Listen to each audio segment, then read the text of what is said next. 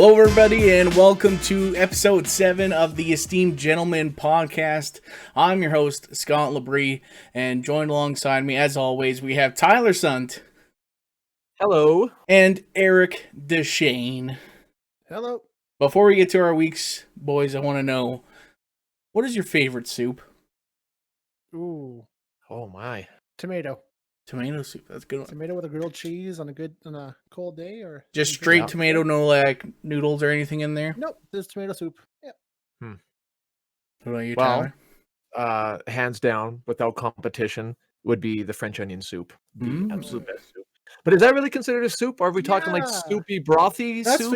Or... yeah, I call it that, Okay. yeah. I mean, Okay, because there's cheese, there's croutons, there's onions in it. you're It's more like a stew. yeah, you're kind of baking a soup. So is that really Right. yeah, If I it's don't not know. that, Yeah. then chicken noodle. Well, then my question is chowder soup? Or is that like on Oh. its own classification of something? I think it's just a chowder though. Like you just, I'm sure that's what it is. Chowder is like its But own chowder's thing. not soup? I don't know. It's right by the soup. I guess. Soup's cousin, I would say. I don't know. Yeah. I'd say it'd be Yeah. probably like clam chowder. You know, that's Mhm. pretty good. Yeah, probably my second would probably be just plain old tomato. Campbell's tomato soup. Mm-hmm. Yeah, that's. You pour milk in the can. Yep. Yep. Yeah, with grilled cheese. Oh. Yep. Mm-hmm. Actually, when I was younger, it was tuna fish sandwich And tomato soup? soup. I don't know why, but that was my go-to. Very strange. Yeah. Yeah. See, tuna sandwiches and chicken noodle soup, that's where it's at. That's a good mixture. Mhm. Had a lot of soup this last week because it's been so freaking cold. Yes, it has been. So cold. But It's been brutal. let's get into our weeks. Go ahead, Eric. Let's start with you. What's new? This week, not a heck of a lot. Caught up on WandaVision. Started watching a new show called Superstore. Oh, yeah. like it quite a bit. It's pretty fun to watch. And after someone who's worked in a large retail outlet once a while, it's pretty relatable at times. So yeah, liking sure. that quite a bit. And yeah, that's about it. We released my first video onto the website. Mm-hmm. I edited it here quite good. not too long Yeah. ago, and happy with that. So it's good to finally have that done and out there, you know. So yeah. Yeah, it's very good. If you guys haven't seen it yet, it's pretty Mm. funny. We didn't realize that he was actually recording it, so that makes it more authentic.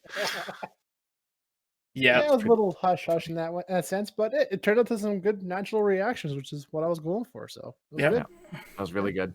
What about you, Nice. Tyler? For me, well, I played some more Battlefront over the weekend, Valentine's weekend. Bought a couple bottles of wine. Carly and I watched Kill Bill and Kill Bill 2. She hadn't seen those yet. And I wasn't sure if she would enjoy it as much. Quentin Tarantino's kind of an acquired taste for a lot of people. The perfect Valentine's Day flicks. That's what I thought too. You know, a good revenge story with a really strong female lead.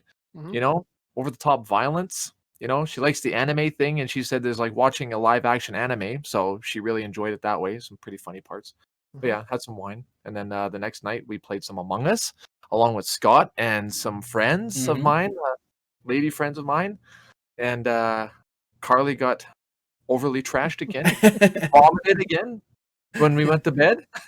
She was going to be like, "Okay, it's your turn to get drunk tonight," and look who's throwing up again. I'd start calling her Ralph now. Jeez. But yeah, that's what I was up to. That's about it. Right on. Yeah. Yeah, I mean, I guess I'll talk about the movie I watched, and then we can talk a little bit about WandaVision since we all saw it. Yes. But yeah, I'm on my Golden Globe journey still, and I watched Mank by David Fincher. Not very good. Not very good. Oh, really? I could tell. Here's the thing: David Fincher and I think his brother also co-wrote it. They must really love Citizen Kane, and they're like, we want to make our own version of Citizen Kane. So they did. Oh, And okay. if you've never seen Citizen Kane before, you're probably like, this is a bit weird of a movie because it's almost exactly like Citizen Kane in the way like it's told out of order. It's all in black and white. Yeah, it's, I don't know. Like, I've seen Citizen Kane like once, like a decade ago, and I was like, it's not my thing. But maybe if you're like really into Citizen Kane, you'd really enjoy it. And it makes sense that's why it would be nominated for Golden Globes, because LA's so like they love their history and shit. So why not? Interesting. But yeah, not for me. Not for me. Well, there you go. But let's move on to WandaVision episode. Was that 6? Yeah, I think so. Yeah. And Yeah, a lot happening in that one. yeah, you had the Malcolm in the Middle opening there, Yep, which that's was kind of right. cool. And yeah, a lot happened. You had Vision trying to break out, and Yeah. the It started whole disintegrating. yeah. And it's like, what is happening? And then Yeah, even with her brother knowing that things aren't right Mhm. and asking why he was brought there, and she's like, "What do you mean?" And I'm like, what is happening? Yeah, what's going on? Yep. So, yeah, I don't know.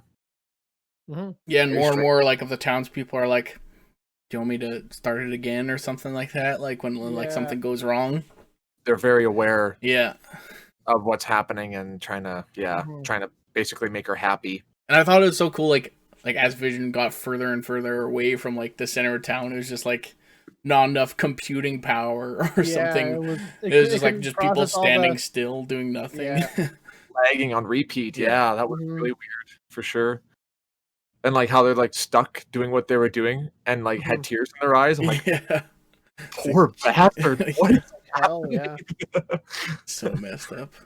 Well, Yeah. my thing with this too, I finally realized, like, Monica Rambeau, like that one woman who's introduced in what, episode 4. Mm-hmm. Yeah. Finally figured out like where she, like who her character is. She's from Yeah. Captain Marvel. Yeah, I'm like, she's the why daughter of the. daughter of the pilot from Captain Marvel. I'm like, oh, that's where she is. 'Cause I couldn't figure out like why are we following this girl? Who is she? Should we know her? Like, what's going on? And then they Right. said last week episode was about that Captain Marvel snippet, and she was all Right. offended by that. I'm like, well, why would she be? Then I realized like, oh yes, that's she's. all Yeah, part I of mean, that. like That makes sense now. And you'd have yeah, to pretty much like I think the only way you would get that is like because they showed her mom's picture on the wall in Sword. Mhm. Like That it's included like you'd too, have to yeah. recognize her from being from Captain Marvel, Yeah. and it's like Yeah. I did not. She had a kind of a small part, so probably flew over a lot of people's heads. I think. Yeah, Except it's, for the yeah, for hardcore sure. And fans. I'm proud I clued into that by myself. I'm like, oh my god, I still feel like a dumbass though, because I'm sure some people the moment she said her name was like, oh yeah, that's her from Captain Marvel or whatever. And me like 3 weeks Fuck. later, I finally figured out who it is. I'm like, oh god, Right. slow to the ball on that one there. Interesting. Yeah, and I've been reading on Facebook a lot of fan theories of what's happening and how this is going to tie into X-Men. So Rambo, the lady, she keeps going back in there, and her genetics keep getting rewritten Right. over and over again. That this is probably what's happening to the whole town, and they're all going to get mutant powers. Boom, and that's going to be how the spread of mutants is going to start. Maybe that's one of the possibly. theories. I'm like, that's kind of interesting, but then there'd be a whole nother stage they'd have to go through, a whole nother phase, because they would have to reproduce and have mutant kids and all that stuff for it to become a worldwide thing, right? I don't know, but it's an interesting theory to me. Yeah. So, No, it's doing a really good job of keeping you like guessing and like I don't even want to bother thinking about what actually is going on, because I still have no idea where to even start. right, What it exactly. could be and what's going on. I have no idea. Yeah, it's very good though. It's good for that. I'm worried, like Vision, like what the heck? Like he's just like been conjured up, but like she's just keeping him alive as a memory thing, and that's all. Like, and he just kind of because he doesn't remember anything from before, right? Yeah. Like he doesn't remember anything other than just being there and like some of the time that he'd spent with her a little bit, and he's trying to figure out everything. And I don't know. I don't know. It's great. Like I'm incredibly surprised about how great this series is turning into. I thought for sure it'd be a wash and just kind of whatever for Disney Plus kind of thing, but no, it's turning into a really. I thought the sitcom thing was going to go on with every episode. And Yeah. and we were just going to figure it out little bits and pieces throughout, but I'm very happy with how it's going. Yeah. It's very good. And that commercial where the kids on the island with the shark. That's so weird. what does that mean? That's got to mean something, right? Because all the commercials have meant exactly. something, And I'm right? sure it will. That's the whole point of all that. All those little snippets and clips like that. It's all going And to he clue in the end. couldn't figure out how to get the thing open, and then he ended up Yeah. starving to death and rotting away. I'm like, what the fuck? That was really weird and creepy, man. Yeah, it's like it, That like was because it was totally like was one of those commercials. You're like, oh, I've seen something 90s. very similar to that, and then yeah, it like Very just goes dark Right. at the end. right. Yeah, yeah, strange. Hmm. But I'm excited for the next one. Yeah, Mhm. three more episodes to go. I was just gonna say, yeah. Not sure how many episodes they were doing this year, but 9 only. Yes. shitty. So I think now we're on the tip of it. Now it's going to be. I'll start like revealing more and more from now on. Yeah, well, Mhm. I mean, I guess looks like pretty much almost everybody got sucked into the hex. They got bigger, right? So Right, except for We'll the see. leader of sword, that Yeah. douchebag. Yeah. Douchebag's hiding more than he knows. And, right. Yeah, he definitely knows more. Like, what the fuck's he hiding? Yeah. No, for sure. So, yeah, it's gonna be good. Very cool. Well, I think that'll do it for our weeks. Let's move on to our main topic, which we kind of wanted to go fast through this stuff because it's gonna be a long one. Get your popcorn, everybody.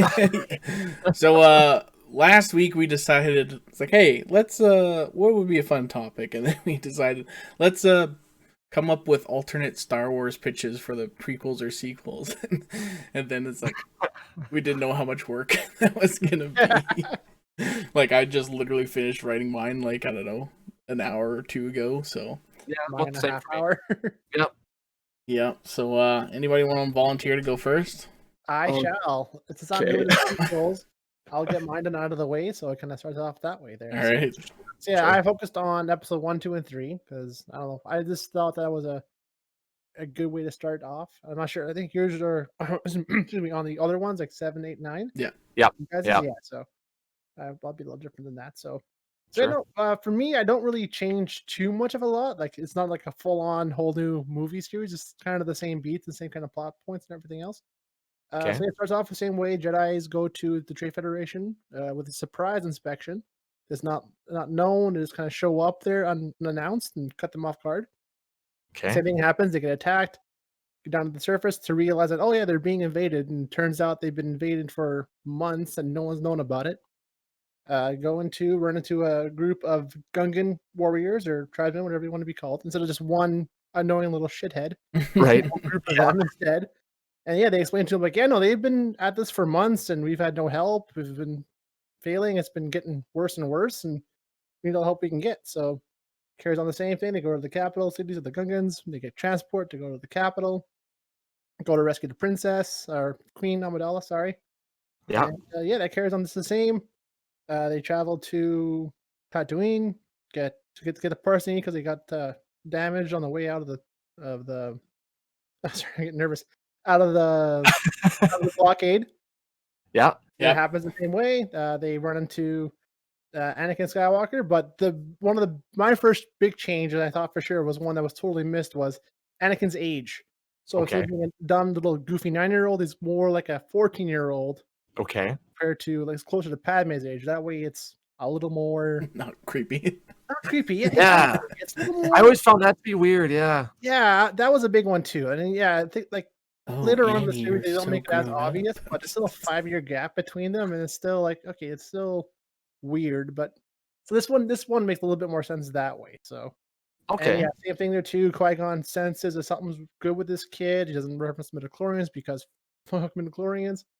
Right. And yeah, no. So Anakin is still a slave, but he's not a mechanical genius. He doesn't make C-3PO, doesn't fix droids, doesn't is not a master mechanic. But he's still a good Okay. pod racer and a good pilot. Okay. So, but he has a habit of crashing and wrecking pod races because of he can sense something's wrong, but his instrument's telling him something different. So he goes by that. He's not trusting his feelings, right? So Okay. he's new to the Force, but doesn't understand it all the way, right? So Qui-Gon kind of helps him into understanding what's going on and what's going through him and everything else, and what Okay. he can do and doing that. And yeah, so and then it carries on the same. They go to race for the parts they need to fix their ship. Anakin does the pod race for them again, and I'm keeping that scene there because I love the pod racing as well, the original. I think that's an awesome like It is cool. racing scene. It was, yeah, it was very good. Yeah, Like this, I watched it again here like a couple days ago, and I couldn't get over like, oh wow, it's actually pretty. Like, there's no music; it's all like sound and atmosphere. It's a really right, well done scene. It's really good. So right. And it keep has that. to stay because it's a Mandalorian, so you have to. Yeah, Exactly, exactly. Yeah, exactly. can't mess with the Mandalorian timeline. Yeah, yeah, and then yeah, he wins, earns his freedom, gets to go away with the Jedi, and yeah, same thing. Leaves his mom behind, unfortunately, and she's stuck still being a slave. So And then yeah, is Watto still a thing in auto's US? still a thing. Yes, Okay. if he, yeah, I mean that should have been brought through like Tone down a proper little bit. tone down, Right. or at least proper channels to be sure, like, yeah, that's an offensive character. We shouldn't put that on there. Same thing with the Viceroids and all these other ones. Like, Right. it's something's wrong here, George. We gotta Scale fix it this. back, George. Yeah, What are you talking about? Yeah. you know. And then they traveled to Coruscant to meet with the council. Again, Anakin is rejected for being too old to train, which makes sense now because he is a proper teenager, not this Mhm. little 9-year-old Yeah. shit. So yeah, but they still take him on anyways. And then Queen Amidala has to go back to Naboo to help save their people again, but leaves Anakin behind to properly get trained with a Jedi. So unfortunately, we don't see Anakin no more in these movies, but it makes sense that way because why are you taking him back to a fight when he's should be getting trained anyways to begin with, right? So Right. yeah, to me that was a little odd choice in that sense. So now he's staying behind, and instead of them meet, and so they decide to meet up with the Gungans to try to mount an assault onto the palace to help rescue the capital and everything else from the viceroids.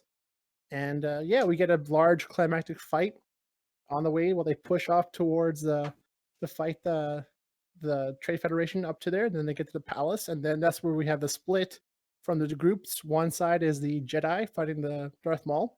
Okay. Other side is the split where it's Padme and the other fighter trying to capture the Viceroy.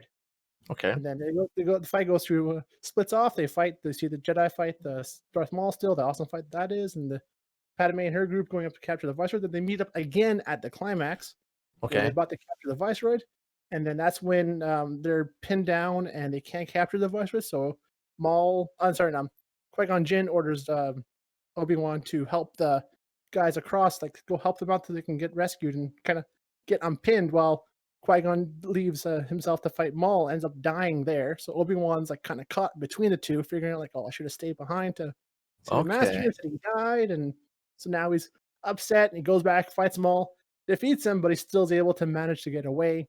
And so is the Viceroy as well. But they aren't able to still save the Naboo and Naboo people from everything else there. So Okay. and then it ends the same way. Anakin's off for training to become a Jedi Knight, and Obi-Wan takes him under his wing, like Qui-Gon wants him to, and then there's a big celebration to free Naboo, and that's the end of episode 1, pretty much. And they hold up the big glowing ball. For some reason, yes. Symbol of peace, how? Right. Yeah. So yeah, that's pretty much it. It's still the same, like exact same movie beats and everything else. Just there's no pointless space fight Drivel. with Anakin, Yeah. and no pointless big ass fight in the field with the Gungans for whatever reason. So it just kind of narrows stuff down to easier, Right. manageable areas, and just makes it a streamlined movie, which we should have got to begin with. So Better yeah, pacing and no, Yeah. that sounds good. That would be good. yeah, that was my idea behind the first one, anyway. Yeah. Okay. And then yeah, second one. Sorry, I need some water. I am dying of thirsty. Okay. I just want to point out what, like, yeah, because when you said the Go ahead. pointless fight between the Gungans and the droids and the pointless space battle, and that is kind of funny because like I kind of forget about it, but like those are basically happening because of each other. Like Exactly. There's no reason for it to happen. they're in Because space to Anakin blow doesn't up the go thing nowhere. so that they can stop the army. Like that's the whole point, essentially. So if you take Anakin out of the equation, there's no need to have the army fight. And Yeah. yeah, exactly. So I was like, well, that was redundant. So yeah, And it's like, well, we need a space battle. How do we Yeah. justify that? Have an army, I guess. So they just kind of like, go on. Yeah. you with see a it. lot of that. And looking it over, you see a lot of like, oh, we need this we need this because this is a staple. We need this because this is a staple. Well, no, just make a cohesive movie Yeah. from start to finish. That's it. Yeah. Right. So yeah, on to episode 2. So yeah, same idea there. Still starts off the same way. The assassination attempt on Padme, because someone's assassinating senators. It's 10 years ahead in the future. But in this sense, at the beginning, Palpatine informs, now that he's still the head of the council, like in the first movie, still Okay. informs them that the council actually approved the making of a clone army. So there's no need for this large behind doors investigation to figure out, where was this from? Like, no, that's agreed upon because of conflicts arising. We need a military. We can't rely on, a handful of Jedi to protect all of us, right? So Right. Jedi don't like that, but it makes sense in the long term, right? So for Right. now, there's a Jedi Order, but the army will be an eventual necessity for the Republic. So that's kind of beginning with that. So then, same thing there too. Obi-Wan meets and Anakin meet up with Padme to protect her because she's being targeted for assassination. And then the whole scene starts again. The attempt to assassinate her with those reptile bug things on the bed. They chase the assassin to Coruscant. Um, she dies to Jango Fett, just the same way. And then, but Maul turns into the investigation to find the assassin as a linkage to Darth Maul instead. So it's Oh. all the and Darth Maul and the Sith. So somehow they're behind all this stuff as well. So at the split where you have Anakin and Padme going off for protection, you have Obi-Wan going to find out what's up with Jango Fett and the Sith Lords. So that's that Mhm. investigation there for that instead. And then for instead of Padme and Anakin going to hide off in Naboo, they are actually going to Alderaan, which we Okay. actually get to see for once because that's where Leia is from, and we Right. never actually get to see the planet besides a minute Oh, long clip or that's in exciting. episode 3. So we actually see a planet before it gets destroyed, right? So we have a connection to it because we never actually have that at all True. with stuff before. It's a wasted opportunity for that. Right. Yeah, and then Obi-Wan is following the trail still, meets up with Django that trails onto Darth Maul, and he still wants revenge for killing off Qui-Gon Jinn. So that's going on there too. Anakin gets his premonition about his mother dying again there still. So he flies off to Tatooine to go find her. Finds out that his mother was bought and sold, but ended up being freed by the Lars family. So he goes and travels there and Okay. meets Owen Lars. Finds out that no, she was here for a few years, but she just passed away. She just died in her last dying breath. She called out Anakin's name in order to kind of reach out to him, right? So that's when she sensed her and flew out to go see her. But Hmm. she just passed away. So he meets up with the Lars family, meets Owen, and starts to build a connection with them and starting to have a bit of a relationship with them, and kind of hopes for a life like this with Padme. They're starting to fall for each other, and kind of gives them hope to be more than just a Jedi. Right. Right. Sorry, I need water. Oh, good. Good. That's a lot to take in. And then because of him not being there for his mother, he's getting angry with the Jedi because the Jedi way is you disconnect from your family and friends and just follow the path of the Jedi, which he's mad at because he should have been there for her but never was. Even though she does have a life of his own, he still missed her incredibly and just Mhm. was there for her. So this Right. really seeds of anger towards Jedi starting to form with that. So, but as that's happening, Obi-Wan trails Django and Maul to Geonosis, gets captured, and as well there too, Anakin and Padme go to go save him, while so did the Jedi as well because he relayed the message to the Jedi Council, and then everything ensues the same way. They get captured again, fight in the pit. Jedi come by to go save them. They get outnumbered quickly by the droid army, but that's when Palpatine and the new clone army arrive to save the Jedi and pull their asses out of the fire. That's that. And then they start the Clone Wars off with the fight on Geonosis. And it starts off the same way. They fly along, trailing Darth Maul across the desert and everything else. And so instead of it being Dooku, essentially it's Maul. So Okay. Dooku's out entirely.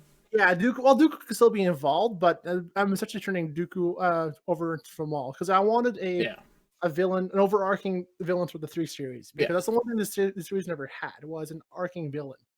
Right. Yeah. That was my switch out with that. Was Dooku's could still be there. It could be like a higher Sith Lord or a higher, like maybe Maul's apprentice still. but it's Maul's the main antagonist throughout the 3 series instead. Okay.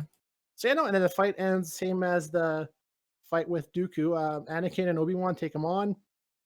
Again, Anakin's still young. He's still outmatched for Maul, who's a lot more experienced. So him and Obi-Wan go at it, and Obi-Wan's about to lose, like Qui-Gon Jinn was. So Anakin rushes in to go save him. Ends up getting injured and loses his arm or gets severely damaged, like in the original one here, and then manages to escape again and starts off the Clone Wars.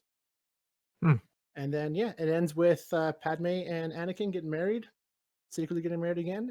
It's a time on Tatooine with Lars' family involved, so he has siblings involved and he has a family. That was one thing that always bugged me was in episode 3, especially how it ends.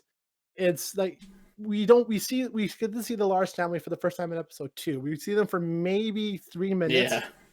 They meet once. He never sees him again. Then Obi-Wan comes out of nowhere with a baby saying, "Here's his son."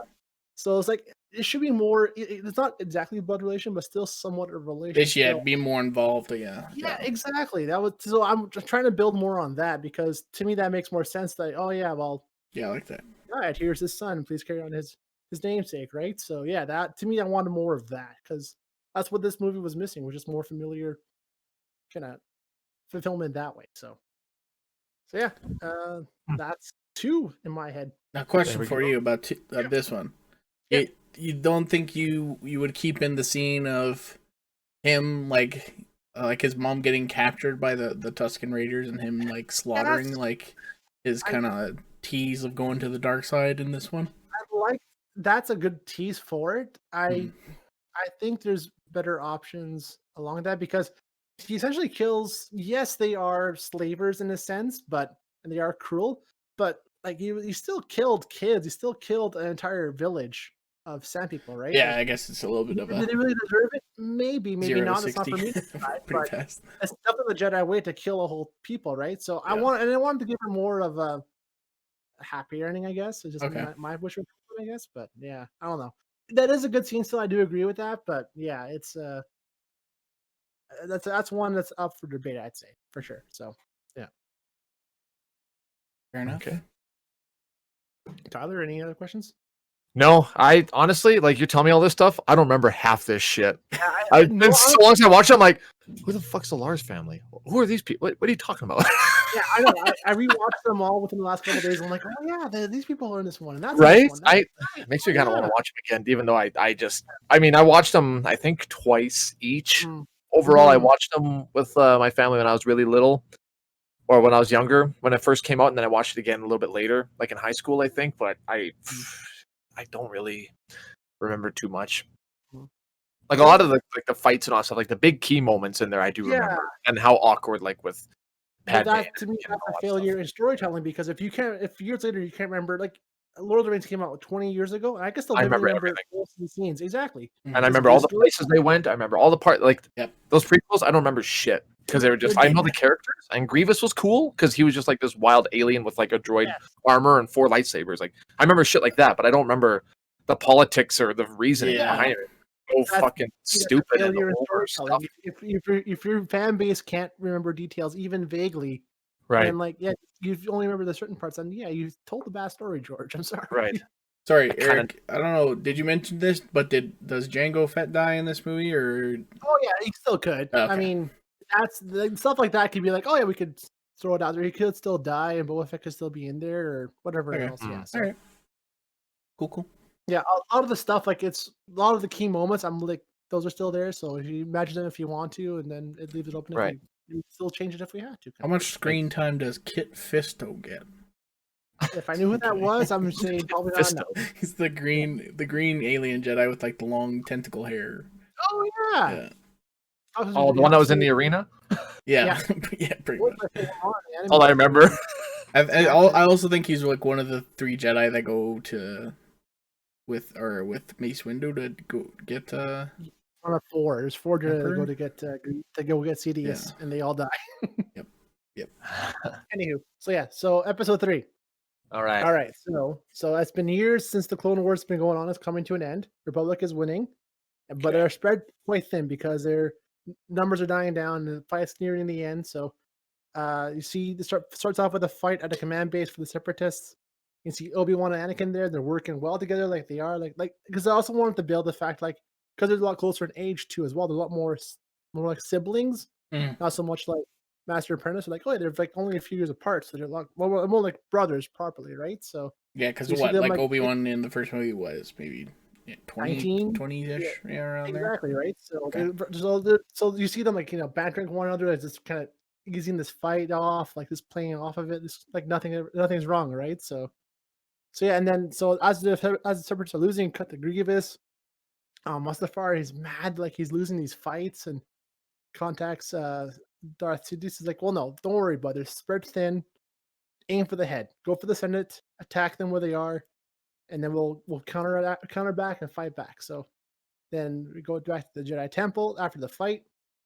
Anakin gets rejected from being Jedi Master due to the Senate finding out about his relationship with his family still, and how he's still not following the Jedi Code properly. He's still a bit of a hothead, a rebel, same as it kind of is throughout the whole Clone Wars series and in the movie still, right? So kind of not following the proper way. So they don't offer him that, and he's furious. He's done with the Jedi. He's just done with everything because he's giving it all, and they're not giving him anything for it, right? So as he's leaving, Padme tries to stop him, tell him something important, but he's not having none of it. He's just mad. He wants to kind of go off and meditate and just figure it out, right? So as that's happening, though, that's when Grievous storms the whole Coruscant space with all of his command ships and just starts a giant battle.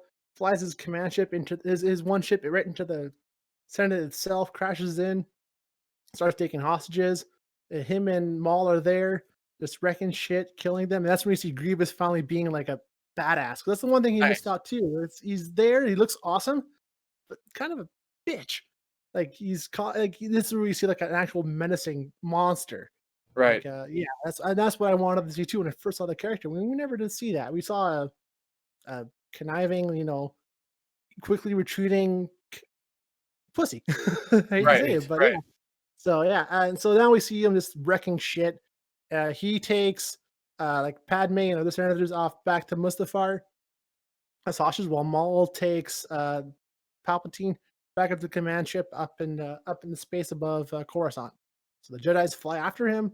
That's when we have a giant space fight, and we see, like in the beginning of the third one with original one, we see Anakin and Obi-Wan flying through space and going to the command ship, Okay. fighting up to the bridge where they see the Palpatine there chained up. But instead of the fighting Dooku, they're fighting Maul, which is like the big climactic fight for Obi-Wan as well for Anakin, because now all three of them have history together now at this point. So Hmm. Gotcha. this is the big point where they're going to fight it out at the end and figure out what happens. So Right. they're fighting it out, and now since everyone's kind of Anakin's upset still with everything that's happened so far, so he's fighting with a little more rage. Obi-Wan's a little more cool-headed, but they managed to work it out together, pin him down, disarm Maul, and have him on his knees and ready to go. And this is where we have both Anakin and Obi-Wan sitting there with their sabers on to Maul, and you have Sidious saying, kill him. He's a huge risk to the Republic. He needs to die. Obi-Wan doesn't want that because he knows, like, no, this man deserves a trial. He's done awful things, but he deserves justice properly, right? Yeah, So, and Okay. it's but like Anakin, of against course, Jedi he's code to kill an heeding the words unarmed of guy, right? Senator more and more, and he's telling him to do it. Same as the movie. He's kind of Yeah. feeding into his fears, right? And so he's like, yeah, no, he's right. He deserves to die. He just has to stop. And Obi-Wan's like, no, Anakin, like this is not the Jedi Master way. And Yeah. it's like, I'm never going to be a master. And he pushes him across the room. And he's like about to stab Maul. He's just out of rage and anger. But last second, Obi-Wan grabs the saber and force pulls it out of his hands, looks back and just screams at him, I hate you.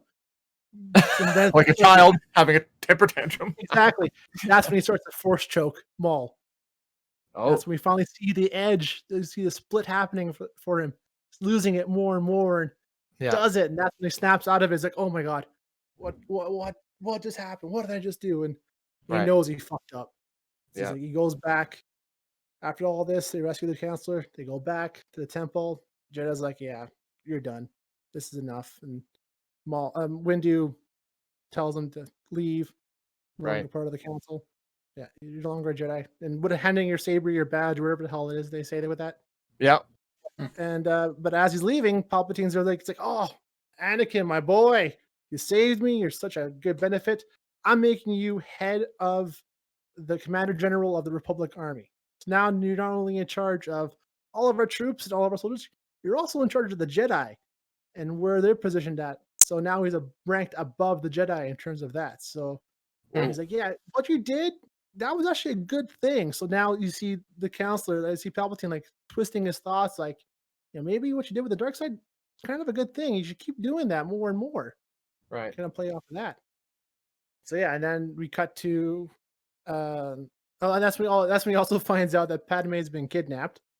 And he's like, oh, and oh god, like it's still not really revealed that they're secretly wedded and not a couple yet, or they're not together. So for Yeah. him to get her back is really important. The Jedi's can't figure out why, but to him that's really important to get Padme back. Yeah. So then cut to Grievous, where you see her taunting Padme through the bars at the on Mustafar, saying like, don't expect on getting out of here alive. It's you're once this is over, we're all done with this. So they're trying to get out now at this point. Then we cut to a scene where Anakin is as in a war council with the Jedi's and all the other generals about the Yeah. plan to capture Mustafar, and it's going to be the big fight for the end of the war with the Separatists. So they're throwing everything they got, we're throwing everything we got, and we're finishing this off. But Mace Windu is not having what Anakin is saying. He's getting very, this is a bad idea. We're making mistakes here. And he's like, you know what, Windu?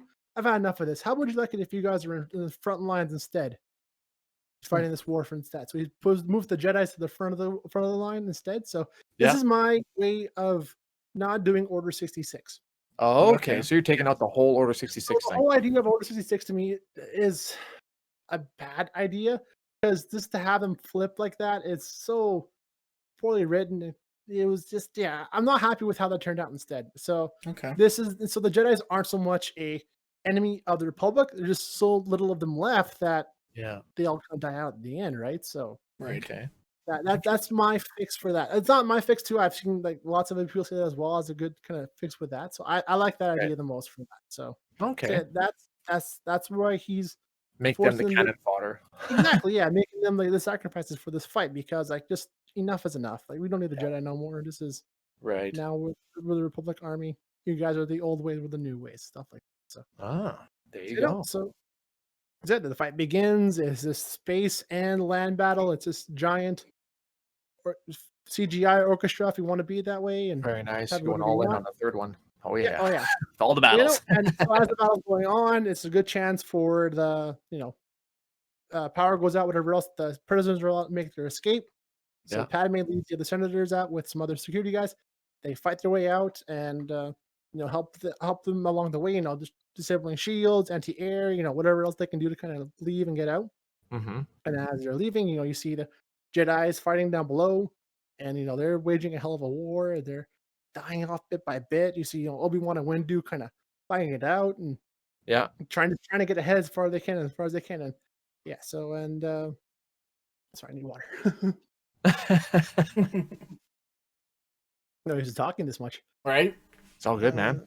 Yeah, and yeah. No, so and then at some point along the fight, they push up more and more towards the base, and when Obi-Wan is able to see Padme, and they kind of talk for a little second, but she's like, "No, we can't stay. We have to get these senators out of here because they can't fight." So she leads them off. Obi-Wan stays on and fights on. And you see him square up against Grievous. They have a quick little fight about it, but and then overall, then Mace Windu comes in to save him. They have an awesome fight. Yeah. And what I wanted to see was Mace Windu go out in a blaze of glory too. Right. I Not the find way that he did it. he had like a little bitch in the movie. So Yeah. my fuck. my headcanon is Windu and Grievous like fight to the death, where they both die at the end, right? So like they both Okay. get pushed in the Okay. lava or something, or Yeah. yeah, like, I wanted to see more of that. Like I wanted to see Grievous have an awesome like dueling fight with Windu, or Mace Windu kind of fights right to the end there. Yeah, so Mm-hmm. that's how they end with that, and then yeah, and but unfortunately Grievous does kind of pick himself up goes up and he calls on Sidious, and he goes, what are we gonna do? Like, we're surrounded. Like, we need help. And Sidious over the radio is like, nope, you can just die. Yeah. Explodes the whole facility. Everyone is presumed dead. But yeah, unannounced to all this though, Anakin is up above in the command center, like probably in a spaceship or wherever else, kind of watching the flight go on. He can sense all the Jedi dying, everything going on. Is feeling like, I'm not with them anymore, but I can't stand here.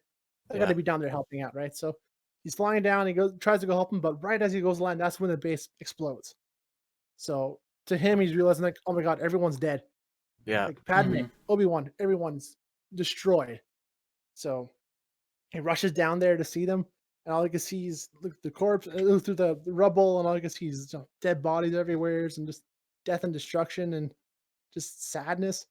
And he sees Grievous's body. He's just attacking Grievous's body, just mad as all hell, furious. And then Obi-Wan emerges out of the rubble, badly injured, but still alive. And he sees Anakin walking along, looking like a lost dog. Just can't figure out what to do.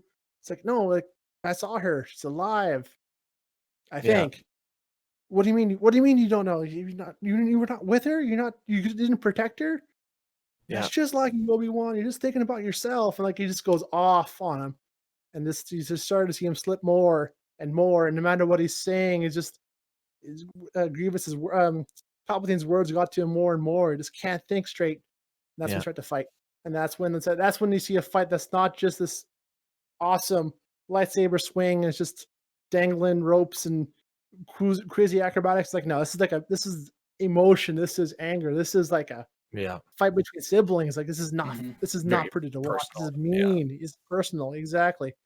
And then it goes the same way. It's and then while that's going on, you see Padme kind of emerging too with some of the other senators. They're able to find a ship and try to escape. And as it's going on, then Obi-Wan is able to best Anakin, because Anakin's is fighting with rage. He's not really thinking, so he's leaving himself open for attacks and damaging it more and more, and to the point where he just disarms him and leaves him to die.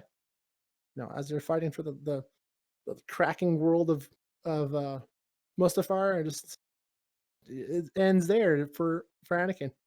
Yeah. And Obi-Wan's walking away. He's upset, and leaving his as far as you concerned, his brother to die. Yeah. So he walks off, and then and that's when he sees Padme loading onto a ship. Like, oh, thank God, like you're alive still. It's great to see. And then they fly off. They go, and that's when he tells Padme, like, yeah, no, Anakin's dead. He was there. I saw him. He's no longer alive. And he tells her the lie that he died. Oof. That's when she's like, well, shit. And she's, of course, sad, destroyed. Yeah. But she tells him, like, well, actually, I'm pregnant with their kids. He finds out. That's when he finds out, like, they were together. They were married. They had kids, and he had no idea. Yeah. So as far as they're concerned, the Republic thinks they're dead. So and if they were to find out that Anakin had kids, the Council will be after them, or the Empire will be after them. It'd be bad. So they go into hiding and on Alderaan, and Padme keeps Leia, and Obi-Wan takes Luke to Lars and take him away from all that. So, and then the Empire and then the Republic falls. The Empire happens because nothing else is in their way, and that's it. Oh, so Padme doesn't die, but Anakin thinks. I would have much preferred that one. That version. That was good. It's quite rough, but that's my quick and dirty synopsis as fast as I can make it. Not bad. That was good. Not bad. Mm-hmm. That was I very do like, interesting. I do like Darth Maul being the I tried. overarching villain. Good battles.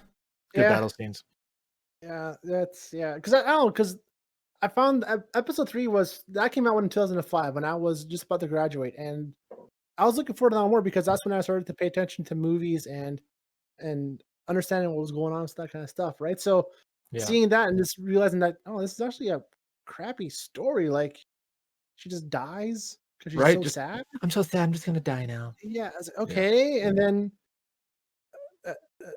it's just it's bad. Like, why? Like, this should be like the great trilogy of our time. Instead, instead we're focusing on Lord of the Rings stuff, which came out years prior, which is still way better. Right. It is. Yeah. No, I agree completely. Like, it was just so muddled and so much politics and so much talking and just pointless Yeah. shit. Like the whole Senate council meetings and all that crap. Like, Yeah. Yeah. nobody cares. We want to Yeah, see yeah. battles. We want to see emotional I mean, yeah, and connections. We want to see, like, watching behind the scenes stuff on that too as well. It was like, yeah, Lucas just wrote a scene where this says they fight. Like yeah. no line, no dialogue, just they fight. It's like, are you even trying anymore, dude? Like, what the hell? Like, Mhm. we want you to be involved with that, and Yeah. yeah. Interesting. Very cool. Scott, are you still around, bud? Okay. Or did Am you I fall really- asleep? Am I muted? I just realized he's the one recording. If he didn't get all that, Right? Oh, I realized I muted myself. okay, Oh, good. there you go. Just on Discord. I was wondering. I'm like, I'm talking. You guys aren't like God. responding to me at all. Please, Right. Scott, are you It's still? Because okay. I just I'm like- got a whole. Well, I hope you got that. Send him a message like, "Did you fall asleep?" No, because I'm a little behind the scenes, I guess, because I was going through my Word doc and I have pressed end to go to the end of the doc, and end is also my mute key for Discord, Oh and my I didn't god! realize Okay. that. So, Oh, I was having a panic. I'm like, oh my god, poor Eric. If he has to go through that again. yeah. Please no. So I like asked Eric a question. He just like talked over me, and I was like, "Oh, okay, thanks, Eric. But, all right, Right. You sat the question and I was That's funny. Well, now is your question period, I guess. yes. Yeah, I don't know. I was just like, well, I mentioned there, you didn't hear me, but I said, yeah, I like that. I like Darth Maul being the overarching villain of it. Definitely believe like he was super underutilized, and Like, they figured that thankfully out later. Yeah, with the Clone Wars series that came out, a decade later, they realized, yeah, he's still actually an interesting villain. We should keep using him. So Yeah, it's like, they did hey, this thank guy's for that. really cool. Mm. Yeah, Yeah. and yeah, I pretty solid. Like I like your idea instead of like Order 66 of them just flipping on him that Yeah, switch in their Anakin. Like brain. a switch, exactly. Yeah, Yeah. no, Jedi's aren't just because like I saw a review on it too. It's like, well, then if Jedi's are the enemy to the Republic and they're wanted, when Obi-Wan and Tatooine just whips out his lightsaber right next to with the Imperials walking around there, like Mhm. Jedi should be wanted. Like that shouldn't have worked that way, but that's a slight Right. oversight. I guess Yeah. my only like one thing is like with Padme, like her not dying, Mhm. like I just don't see her how she would give up like Luke, like if you're a Yeah, mom you wouldn't want to give up one of your kids, I She don't know. she may pass away in a backstory Yeah. later on, maybe. Honestly, I wrote that an hour and a half ago. So yeah, It's I was like, how do I make it work with the Lars? Man, Yeah. just wait until you hear mine. There's gonna be so many fucking plot holes. You're gonna be like, "What?" It's not gonna make any sense. Yeah, So Eric covered his very good. Actually, I didn't Yeah. see any Episode 3 loopholes in much of anything. I'll admit I robbed from like another YouTube writer like that. So like, a lot of the stuff, I feel a lot of the stuff is kind of borrowed from that, but some of the Right. stuff I changed myself. But like episode 3 was the one I'm like, I don't know how to write this one because this one's so like, how do you end this kind of thing? That was my Episode 1 and problem 2, doing Rise of Skywalker. I was like, hmm, like, how do you end this? yeah. So Right. So hopefully I didn't take up too much time there. So have at it. I don't think so. Gotta cut what's their faces from Game of Thrones some slack. Now it's like, hey, Oh, yeah. endings are hard. We get it. Yeah. Right. Right. But it's still bad, so you should feel Mhm. bad. All right. Tyler, you want to go next, or you want me to go next? Oh, it doesn't matter. I can. Excuse me. I can go next. Okay. Before I let you go, because I just want to read a couple comments we got, because we did ask you guys, the listeners, what kind of changes you guys wanted to make, and over on our Facebook page, Cameron says episodes 7 through 9 needed a game plan before anything started. JJ perhaps directing all three and having one single vision instead of two directors competing. I think Yep.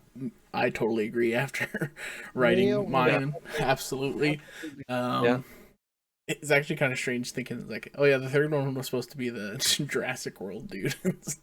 How awful would that You be? can have different directors as long as there's an actual The plot, right, an yeah, actual writing, I roadmap, guess. right? Because Yeah. I thought Lucas directed all of them. I didn't realize he didn't direct 5 and 6. only directed episode 4 of the original trilogy, Mhm. but it was still his writing for all 3. Yeah. And he knew where it was going. So that's all it needed was just a roadmap and what needed to get done and what needed to be hit. It didn't Yeah. have any of that. So yeah. Mhm. And yeah, Nicholas said, I would make the prequel story fit with the old prequel story. I would have, I think he meant sequel stories. Because he says, I would have Kyle Katarn as one of the characters that we follow, as well as Han Solo's children. Yeah, they kind of you mean like the expanded universe, older ones like that, because Cal Katan's the one from called Jedi Outcast and everything else. Right. Yeah, so that would have been cool to see. Maybe they're going to bring him back, but yeah, Disney kind of kiboshed all those characters, which sucks because some of them are really cool. Yeah, well, I guess we'll okay, we'll go to Tyler. I just want to say, for people listening, this is going to be like an extra long episode, and we apologize because I don't know. These are long stories, I guess, and we had a lot of fun writing them, and we put a lot of thought and detail into them. But without further ado, you go ahead there, Tyler. Okay, so just everybody gets a fair warning. My mind doesn't work like a lot of other people's do. I'm not like a diehard fan like Scott and Eric are. I enjoyed them because there's good laser battles, there's good acting, there's good characters, and all that stuff too. I don't know, like how in depth Eric went with everything. That was just so much detail. It was really, really good. So mine's gonna be all over the fucking place, and I think the first page of mine is mostly a rant at how stupid I thought the sequels were. So I'll do with the rant first. Okay, I'm just gonna read what I wrote here. All right. I'm nervous now. Garbage and think that the actual sequels that actually came out are gonna be like 10 times better than this. But anyway, whatever. Setting the bar low, so you're not disappointed. Here we go. Okay, so The Force Awakens was a wonderful intro into a new age of Star Wars for new age viewers and had enough nostalgia sprinkled on it for us old fans who grew up with the classic trilogy. We got Han Solo, we got Chewie, and we got introduced to some new characters, which is great. Finn's a bit of an annoyance to me with zero backstory other than he's like a deserter, which is kind of cool. So we'll just roll with that, whatever. He just needs to stop yelling all the fucking time. It gets really annoying. So Rey is cool and mysterious and has a boatload of potential. And the young lady playing her is very good. I really liked the lady playing Rey. I thought she was really cool. She has a lot of Daisy Ridley. Yeah, Daisy Ridley. I thought she was really good. She just had just so much charisma in her performance. But anyway, BB-8 is cute and all that shit. Like, we need a cute little robot like in all the other movies. And poses the typical cocky character that's an ace pilot. And it's a nice mixed bag for a ragtag group of main characters, the new squad, as you will. And it's established by using a recycled recipe for Star Wars characters. Hell, even the planet-destroying planet thing is just a double-sized Death Star, but just has a sun soul-sucking machine to power its deadly laser. It's hokey, but okay, we're on board. I watched the movie, and I was entertained. And I also really looked forward to the next movie. The ending cliffhanger with Rey finding Skywalker was very well done and left me wanting more. I thought, okay, yeah, you know what? I'm on board with this. This is really good. So then, The Last Jedi came out. Now let's just stop here and use a time stone to go back and look at how this abomination came to fruition. Don't get me wrong. I got through it, and the effects and space battles were on point. The part with the Corvette and the purple hair Admiral kamikazeing into that massive ship and ripping it in half literally made my mouth drop. Like, it was a pure spectacle. I thought that was awesome. But that's like only one part of the whole movie that I actually really enjoyed. But unfortunately, that's about all the movie offered. Now imagine at the beginning of this movie, or just the idea of making these movies, we have the head honcho Star Wars fresh out of the store after Disney purchased all the rights to this franchise. Okay, guys, we need to resurrect this story now that we paid so fucking much for it. I want my money back. We're going to make a trilogy, and it's going to be the greatest trilogy of all trilogies that ever came before it. But here's the thing. For no reason at all, we'll have a buttload of writers and 2 different directors, and we'll separate them and let them make these 3 movies. And when they do, they can fuck each other's characters up, the story arcs and continuity so bad they'll just make the final movie a completely refresh and introduce some new characters and drop a fuckload of cool space battles and brush the dust off the original actors and have them come in to satisfy the old fans and double down on nostalgia. Also, another thing, I may have had a few drinks when I wrote this. It's pretty brutal. And for no reason at all, we'll use Palpatine again because, hey, why the fuck not? Who needs to be creative in a galaxy full of great possibilities and potential? Okay, go. So, now look at the Marvel movies. How can a universe be spanning that many years with that many writers, characters, actors, directors, and have all of these movies, for the most part, tie seamlessly together? For the most part. How? As my friend Eric Deshane once said, they had a roadmap. They had a timeline.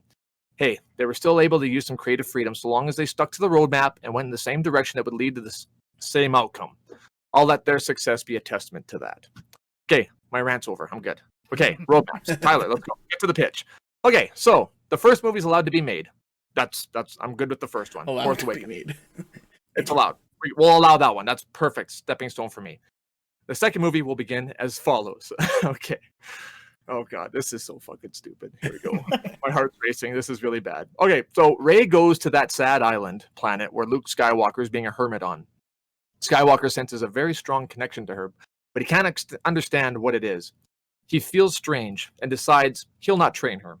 She persists, and he eventually tells her of the Jedi training school he used to run and how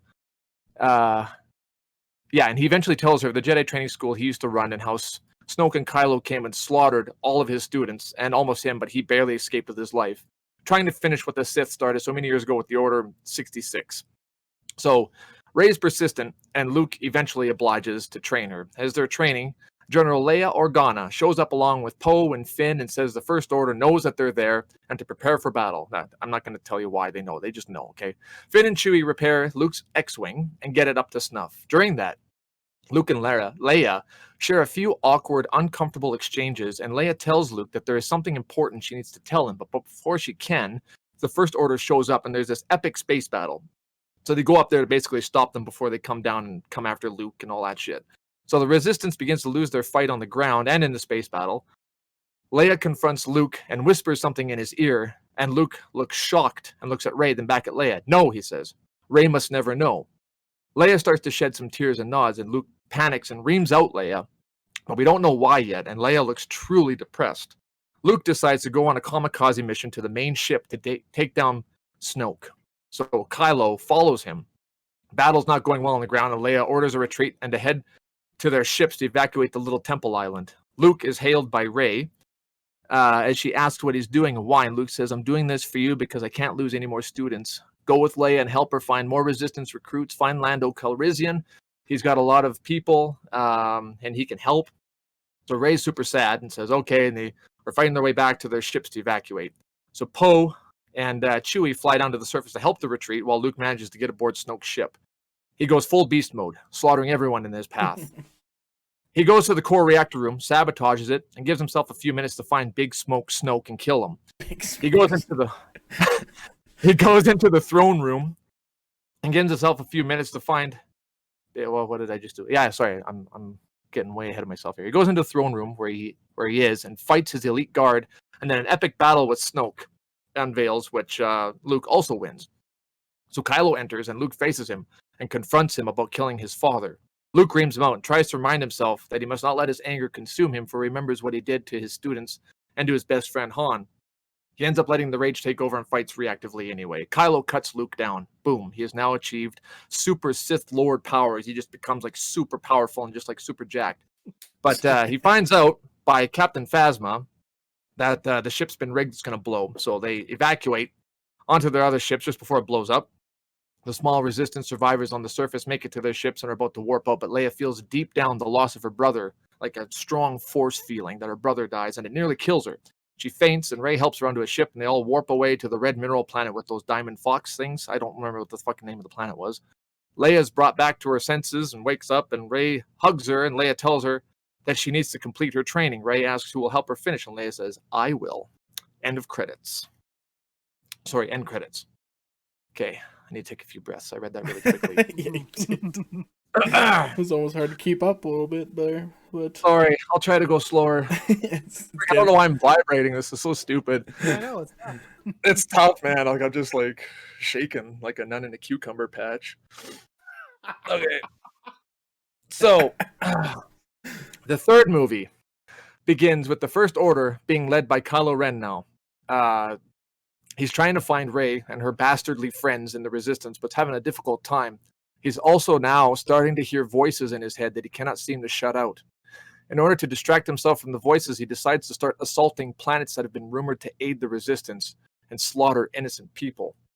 They go to Maz Kanata's place on Takodana, and there, Kylo torches Maz for information, and she basically tells him to go fuck himself. Kylo kills her, And they search the whole pub or castle, whatever that thing is, for info. And there, Kylo finds a lightsaber. When he turns it on, a gold beam shoots out of it.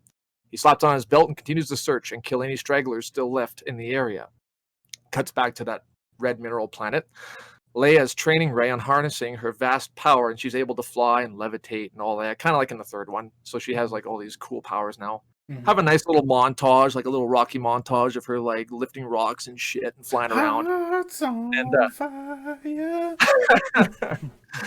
Nice little montage of the new recruits being trained there by Chewie and everybody else, and people that are just kind of cycling in here and there because they hear like the big recruit beacon thing that's being sent out by Leia. Asking for the help to fight the First Order. So we go back to Kylo Ren now, and Captain Phasma finds information leading to a planet that had pre-war Empire weapons caches and prototype manufacturing plants on it. And the voices also tell him to go there. So the rest of the First Order decide, we're going to go check out this new planet with these plans. And then the voices are telling me to go there. Everyone's a little dicey, like, okay, Kylo's acting like way weirder than he usually is. But they go with them. They all go there. There's this huge, massive factory and base with disassembled AT-ATs and hulls of ships that were in the process of being built but were never finished. And there's a bunch of people living there in these relics that they're considered. And Kylo basically tells them, you're slaves now. You're going to start working for us, and you're going to finish building these machines for me, or I'll kill you. So he also finds plans that there's like this new prototype weapon, high-velocity, planet-destroying cannon that can be fitted to Star Destroyers. Yes, I know they use that in the third one, but whatever. So they find this thing. They're going to slap it on one of their ships and start blowing planets up. Kylo puts his lead science boys and girls to complete the project and get the weapon fitted to their Star Destroyers. So Kylo does his weird communication thing with Rey and tries to corrupt her. And there's a few exchanges, whatever. I won't go into too much detail because I don't know how that would be. If I'd have time, I'd flesh it out a little bit more. But she no longer trusts herself by being in the same room or area as her friends for fear the dark side might consume her. She feels a very strong, dark presence in the Force that's trying to corrupt her.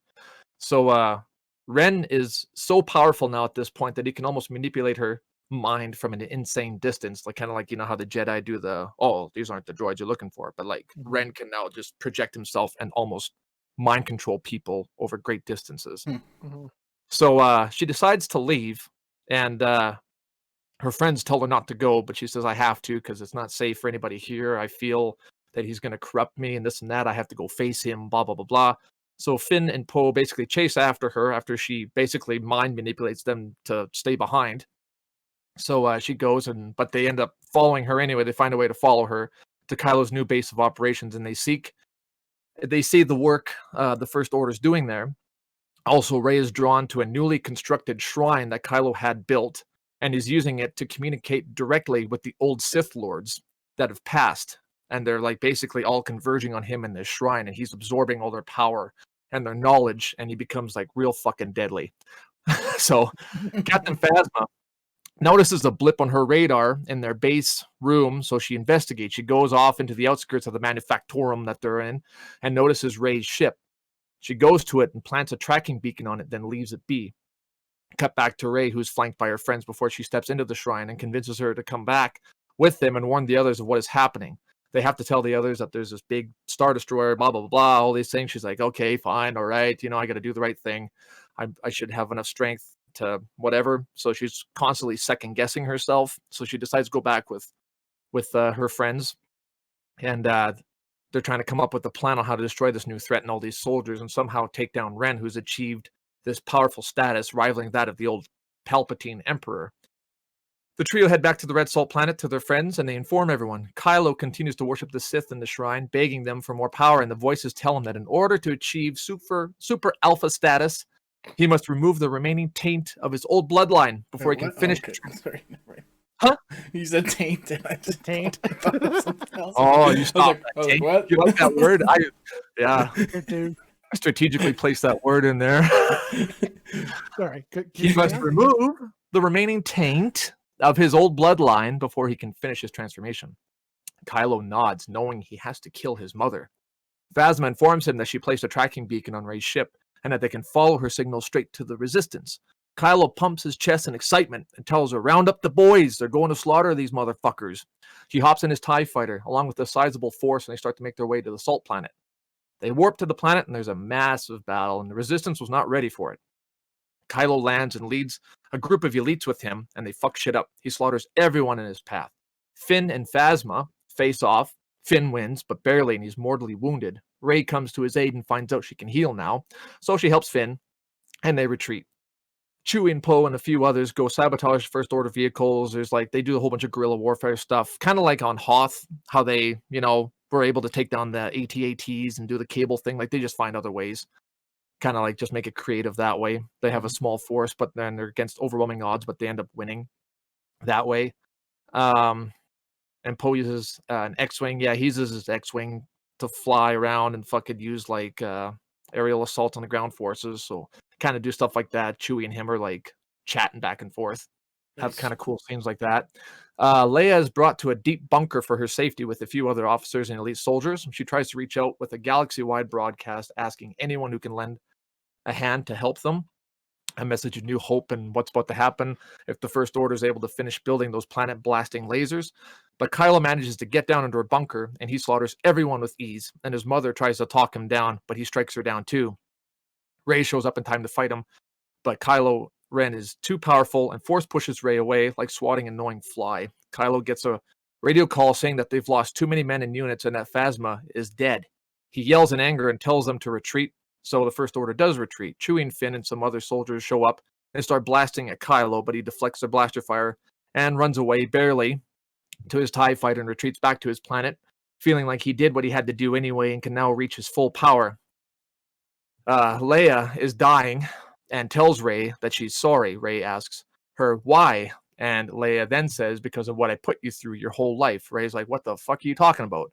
Rey's about to heal Leia, but Leia stops her and says, everyone leave. I need to talk to Rey privately. So everyone does, and Rey says, what do you want to tell me? Then Rey tells her, Leia says, Rey, I'm a monster, and I fear that my choice may have made one of you as well. Rey tells her to stop speaking in riddles. Leia comes clean. Years ago, on Hoth, we were hiding from the Empire. Luke had just rescued me from the Death Star. He was so dreamy, and we banged. Later, God. Luke found out that we were siblings. It changed him, and he was disgusted with himself. I said it wasn't his fault, so I turned to Han, and we became a couple. Luke left, embarrassed and sad. I never told him that I was pregnant with you, Rey. No, says Rey. That's not true. That's impossible. Yes, it is. But it happened. Yes, it is. I could not find the courage to kill you before birth, so I gave you away to some friends I trusted. They died, and I lost contact with you, fearing you were dead. I went back to visit Luke and got him to train me and let me learn about the Force so I could use it to find you. Luke said he would if I promised never to see him again. I did, and I broke that promise now and told him you were his daughter. Rey does not let her finish speaking and decapitates her in a fit of rage. Fuck. Chewie's in turmoil, and Poe and the others all look at each other in horror. What the fuck is happening? Rey tells them not to follow her and to save themselves. She leaves, back for the planet with the deadly weapons in Kylo's shrine. Kylo welcomes her with open arms. He gives her Anakin's gold lightsaber, telling her how he got it. He then tells her of his plans to become the most powerful Sith now that he had killed every part of his bloodline. But he does not achieve this super awesome status because there's still one more family member he did not realize was among him, his sister, Rey. They have an epic battle after an awkward conversation, and Rey dual wields the blue and gold lightsabers and wins, now becoming the ultimate Sith. Leia Organa's distress call is answered by Lando and other characters who have arrived with Poe and Chewie and their friends to fight Rey, who has completely turned to the dark side. She gets all malformed and everything. She's throwing fucking lightning and flying around and just shredding people with ease, but the sheer number of Resistance fighters proves to be too much for her and what's left of the First Order. There's a big epic battle, and the Resistance wins, but not without a buttload of losses, and Rey escapes, never to be seen again. The end. Cut and print. So Tyler wrote fan fiction. Fan fiction? Holy fuck, dude. Right? That took a turn. Told you mine was stupid. Mine was stupid, I know, but... When what did about Anakin... that? All right? Okay, my biggest problem. Okay, what's the biggest problem? When did Anakin get a gold lightsaber, huh? I don't know. I Not the biggest problem. because I saw it at the Not end. Bang. I'm just making, Right? making a joke. Of course, incest is the biggest problem. It's fucking retarded. I'll admit it. Also, Super wouldn't that make like Ray like over 30 years old? I don't know. I don't know. I don't know. Yeah, I didn't look too much into it. Whatever. Don't care. It happened. Bravo, sir. You went places. I'll give you that. Yeah, kind of. Yeah. When I told Carla that, she's like, "What the fuck?" Oh, yeah. Any sane person would. But think about it though, man. Come on, how like you'd walk out of that theater feeling disgusted with yourself, like somebody just jizzed on your whole childhood, J.J. Abrams, what the fuck, man? right? Yeah. Ryan Johnson ain't got shit on me. Somehow I hope like Kathleen Kennedy hears this podcast. And yeah, she never will, but that's good, and that's good for you. It is good because they would make me sign some kind of fucking agreement never to come near any Star Wars all the restraining order story thing. Yeah. Well, it was entertaining. I'll give you that. That was quite entertaining. Thank you. Ooh. A solid 9 out of 10. Yeah. There you go. Well, I don't have any questions. Do you, Eric? About no, I was thinking of stuff to say along you were saying it, but then when the incest came up, my thoughts went away. I was just gonna start laughing. So. Yep. Before you guys could start condemning the show, I thought I'd throw a thunder at you and shut it down right there. I'll sink my own ship. Thank you very much. Yep, you pulled the South Park safety where you have the one really bad joke, so all the other ones get away with that. Yeah, so, I guess so. Kudos, sir. Yeah. Oh boy. All right. Well, I guess we're going to mine. Mine's gonna be long. I apologize again. It's gonna be long. Just before before I get into it, I also had like a little bit of a rant, I should say. Before I start reading, I want to say I came away with more respect for J.J. Abrams because I found out I didn't have to change much in Rise of Skywalker at all. Like these movies are kind of like those picture puzzles, that are split into thirds, and like JJ put down the front end of a dog, and then Ryan Johnson was like, here's the middle part of a cat. And then JJ came back and put the back end of the dog down. Yeah. So it's like, it's not that Last Jedi was horrible, because it has actually some really like cool scenes and cool like moments and stuff. For sure. It just doesn't fit in what it's bookended by. So I think, Ryan Johnson could make a good Star Wars property, like if he were to tackle like the Old Republic or something. But he'll likely never get the chance now, so which is kind of a little bit disappointing. But so that's my little bit of rant. Let's get into it. Force Awakens pretty much stays the same. I just want to add like a couple things, and that is at some point Poe meets Han Solo. Han Solo doesn't like Poe because Han thinks he's a hotshot. Like I can just see like Poe like hey, nice jacket or whatever, and then Han's like, yeah, thanks, and then he calls him a hotshot, and Chewie's like, you're a hotshot. What are you talking about? And then at the end, R2 wakes up, and Rey, Finn, Poe, BB-8, Chewie, and R2, all of them get on the Millennium Falcon and go find Luke. And the movie ends the same way, with Rey holding out the lightsaber to Luke. So on to Last Jedi, we pick up exactly where we left off, with Rey holding the lightsaber. Luke has a look of confusion and sadness as he grabs hold of the saber. He looks at Rey, then looks past her to see Finn, Poe, Chewie, and R2 approaching. He walks up to Chewie with tears in his eyes. Luke gives Chewie a big hug, as he had sensed Han dying at the hands of Kylo earlier. Then cuts later to that night where the crew is having a fire outside right next to the Millennium Falcon. Luke is telling stories of Han and Leia, stories of their adventures before and after the Empire fell. Eventually, he gets to the point where Han and Leia have their child, Ben. Luke gets a bit emotional, tells them that they shouldn't have come, and says he won't train Rey, even though he won't do a train on Rey. Oh God! Oh, another one. On Ray. He won't. Yeah. He won't train Rey, even though Rey hasn't even asked yet. So they go to the next morning. Rey confronts Luke one-on-one. Luke is holding his lightsaber, which also belonged to Anakin, of course. Luke asks where Rey found it. Rey says she could hear voices of people she didn't know, but she could sense they were good people. They led her to the lightsaber. Luke has an amazed look on his face, and then Rey asks Luke to train her once again. Luke says no again. Rey pressures him, why not? Luke says he only had one student before, and he couldn't prevent him going to the dark side, and now he's so far gone that he killed his own father. Luke says, my best friend, my brother. Rey is frustrated, but can tell that Luke is grieving. That's sad. Rey tells Luke that a lot of innocent people will die, and she will train and become a Jedi without him. Luke says the galaxy would be better without the Jedi and the Force. Rey then asks how Luke knew she came to be trained by him. Luke says that she is very, very powerful with the Force, and it was easy to sense. Luke says you should learn to suppress it so you're harder to track.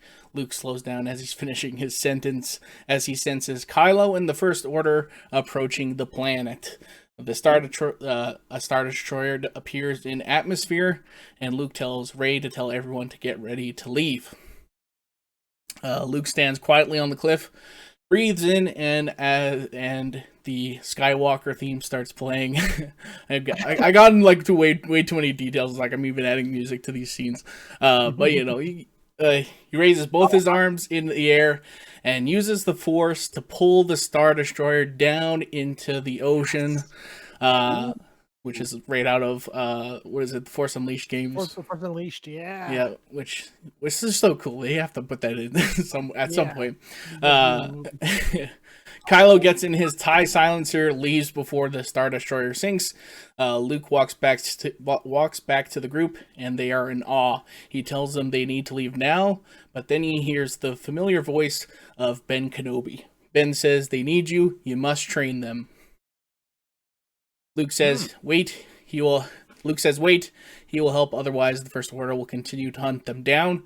So Luke says they need to go to a planet that's out of the way. That is good for training. The crew heads to Dagobah. Ooh. Oldie but a goodie. I'm gonna take a drink of water. That's what I needed. I was just like, I was talking. I feel like I ran a marathon. Alright, meanwhile, Kylo Ren meets face-to-face with Snoke. Well, not face-to-face, they're on holograms, I should say. Kylo is angry that he is no match for his old master, Luke. Snoke says, you share the same blood, so there's no reason Kylo can't become just as powerful as Luke. Maybe even as powerful as your grandfather, Darth Vader. Snoke tells Kylo that he needs more training.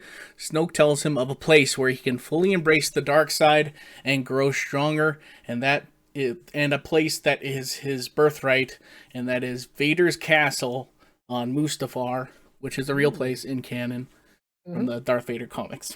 Right. Also the X-Wing series, yes. Yes.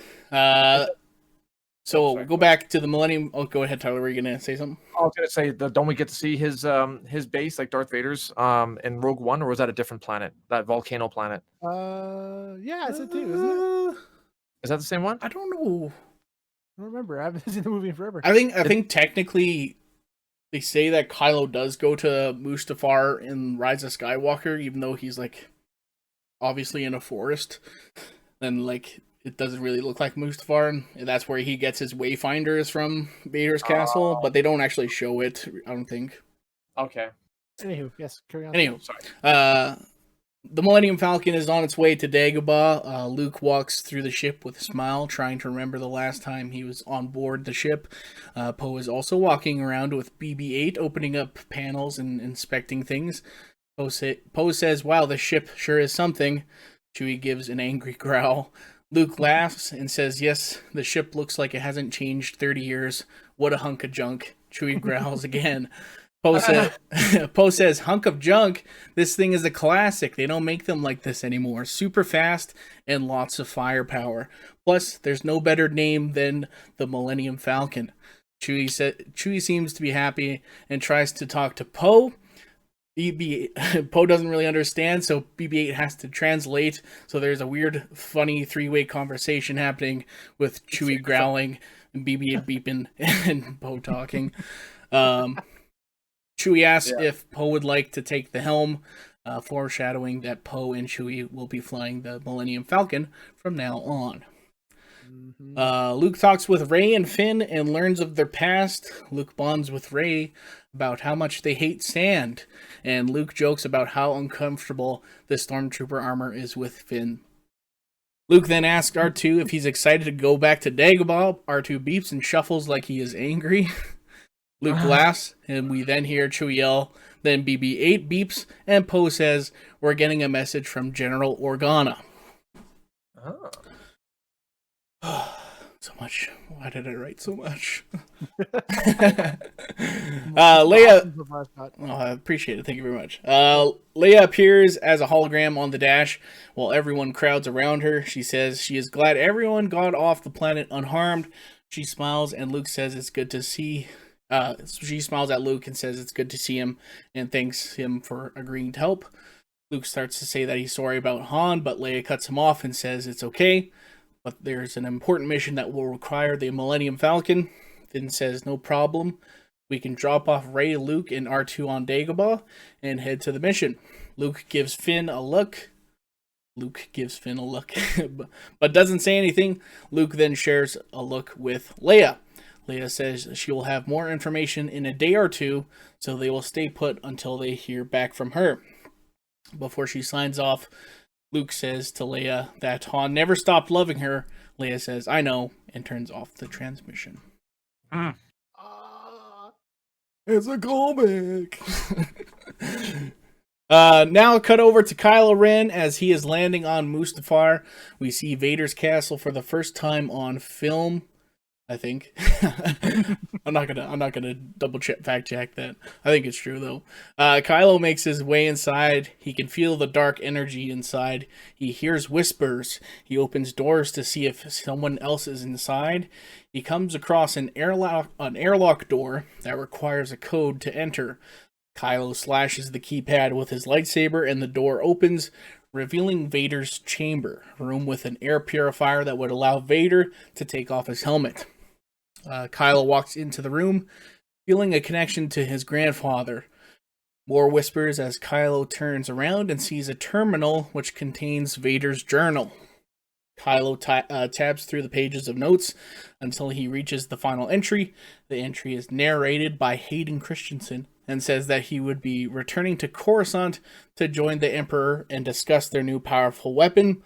Vader says there is nothing left for him in the castle after he destroyed the portal to the dark side. Ooh. I'm gonna take a drink of water. Damn. Back to Dagobah, as the Millennium Falcon lands, everyone disembarks onto the swampy planet, except R2, who is reluctant and throwing a bit of a fit. After a bit of convincing, he comes. The Falcon then sinks a bit on one side, which concerns Poe, but Luke says he can help get it out later. Yeah. Luke then tells everyone to follow him as they will set up camp in a special place.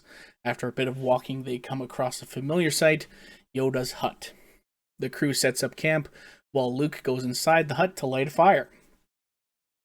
Finn then enters the hut to see if Luke needs a hand with anything. Finn asks Luke if this was his master's house. Yes, it was. Finn asks, his name was Yoda, right? Luke is a bit puzzled as he has never discussed Yoda with Finn before. How do you know that? Finn, also confused, says he doesn't know. Luke then asks Finn to close his eyes, breathe, and concentrate. Luke then grabs a stick and swings it at Finn's head. Finn quickly opens up his eyes and grabs the stick before he is hit. Finn gets upset, asking what was that for, before leaving the hut. As he leaves, Ray is about to enter. Finn says, "Your master is a strange old man." Ray enters the hut and says, "Finn just said you tried to hit him in the head with a stick." Luke says, "I was checking his reflexes, no harm, no foul, but there's something I'd like to show you." It then cuts over to a shot of BB-8 and R2 standing together as Snakes and Frogs. I get way into detail. I don't know why this is in here. But the BB-8 and R2 are standing in mud with Snakes and Frogs, and they're shocking them as they get a little too close. Chewbacca approaches Poe, hands him something that is wrapped in cloth. Poe unwraps it and finds Han's DL-44 heavy blaster. Poe immediately recognizes the gun. "Oh wow, a DL-44. This was Han's blaster, wasn't it?" Well, there's no denying the man-head style. Poe takes aim with the blaster. The weight feels good, and then he shoots a tree branch in half. Accurate as hell too, Poe tells Chewie. He says he'll take care of it and put it to good use. Also, in this scene, you can Poe is talking to Chewie without the help of BB-8, so he's getting to understand him a little bit better. That's cool. Behind Yoda's hut, Luke has brought Rey over to a grave marker. Rey asks Luke what Yoda was like. Luke explains he thought he was crazy at first, but learned that he was both wise and powerful. Rey asks Luke if he misses him. Luke says, "With the Force, you're never truly gone." Back to Mustafar and Kylo Ren. Kylo is talking to Snoke via hologram. Kylo tells Snoke about Vader's journal and the damaged door that opens to a portal to the dark side. Snoke says he is already aware of all this, and he's sending a team to help rebuild it, as well as Admiral Hux to oversee. Which one's Admiral Hux? Sorry, he's like the British dude who's like real fucking annoying, and they're kind of like competing the redhead, with, right? Yeah, competing with Snoke, up, who's more important. Right. Gotcha. Okay. And then back to Dagobah as Leia rings Poe on the hologram. Tells Poe that it's time to go as they need help taking down a First Order supply convoy that will be heavily guarded, but if they take it down, it should swing the balance of power to their favor. Poe tells Chewie, BB-8, and Finn that it's time to go. Before they can leave, Luke stops them and says Finn will stay on Dagobah. Finn asks why. Because you can sense it, the Force. Maybe not as well as Rey, but with training you can learn to wield it. Finn says, "I don't know what you're talking about. I don't even know what the Force is." Luke says, "The Force is what gives a Jedi his power. It's an energy field created by all living things. It surrounds us and penetrates us. It binds the galaxy together. It's the reason you knew Master Yoda's name and how you blocked my attack with your eyes closed." Right. Finn sits down on a stump and says, "There's no way he's not cut out to be a Jedi." Before Luke can speak, Poe says, "You're not a nobody. I'd be dead meat if you hadn't helped me escape from the First Order." Rey then says, "And you helped me get off Jakku, and we wouldn't be able to destroy Starkiller Base without you." Finn looks around at everybody. Luke says, "Well, it seems you're more than qualified." Finn gives a smirk and agrees to be trained. Nice. That's cool. You're finally developing a character that was not developed. I like that a lot. I know, right? Awesome. Scott, man, you need to fucking get a hold of Disney. All right. Okay. The Falcon leaves, and Luke says, "Let's get started. Training montage time." Finn and Rey meditate while Luke instructs him to feel their surroundings. They try to levitate a small rock. Rey's able to do it no problem, but Finn has trouble. Finn looks a bit frustrated, but Rey nudges him and comforts him while also jokingly rubbing it in his face a bit. More meditating, the two practice fighting stances with sticks, then do a bit of sparring. The two try levitating the rocks again, and Finn is able to do it. The two cheer and they hug, then share a look into each other's eyes before awkwardly looking away. Luke sees this and has a look of disapproval on his face. Luke says it's getting dark, so let's call it quits for today. Poe, Chewie, and BB-8 arrive at the Resistance base on Crate which is the red salt one from great. Last Jedi. Because it's a cool planet, so why not? Yeah, well, that's one I was talking about. I'm like, fuck, what was the name of that red salt planet? What the fuck's the name of it? I couldn't remember. Yeah, I kept a lot of locations the same, just because, like, I don't know, they're all the same for the most part, so why not? You got a forest one, you got a desert one, who gives a shit? Right, yeah. And so they go over the details of the plan with Leia. Leia says that the convoy is moving a bunch of Rhydonium, super volatile starship fuel. We take out this convoy and we'll have less Star Destroyers chasing us out there. Oh, I need you and Chewie to protect the bombers. Poe says you can count on us. And Rhydonium was that stuff in The Mandalorian? Right. At the mine there. Yep. Back to Mustafar as the portal door is fixed and Kylo steps inside. Back to Dagobah. It's the evening. Finn says, "Hey, Rey, check this out." Finn is levitating 2 rocks with one hand. Rey grabs 2 rocks herself, levitates both, but both rocks are spinning in opposite directions. "What? How do you do that?" Finn says.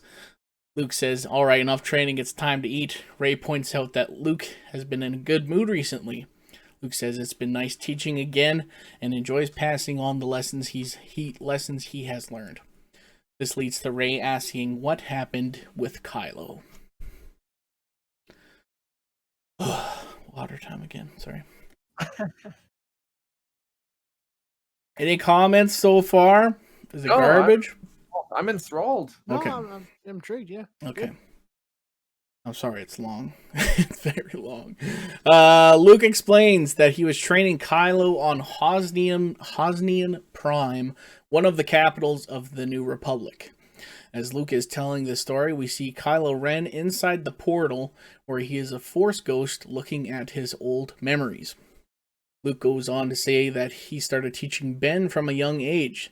He split his time between training Ben and working at the New Republic Flight Academy. Things were great for years, but Leia was constantly busy with the New Republic, and Han doesn't like sitting around, so he would be flying off-world doing missions, and sometimes those missions weren't necessarily legal, so Leia and Han would fight. They tried to hide the fights from Ben as best as they could, but he started noticing Han was spending more and more time off-world, and Leia was working more and more as the First Order started popping up. Jedi training was a break from all that, but there's only so much a kid can take. And one time Han left to go do who knows what, and didn't come back. Ben was 16 at that point, and he was angry. Then Snoke reached out and started poisoning Ben's dreams.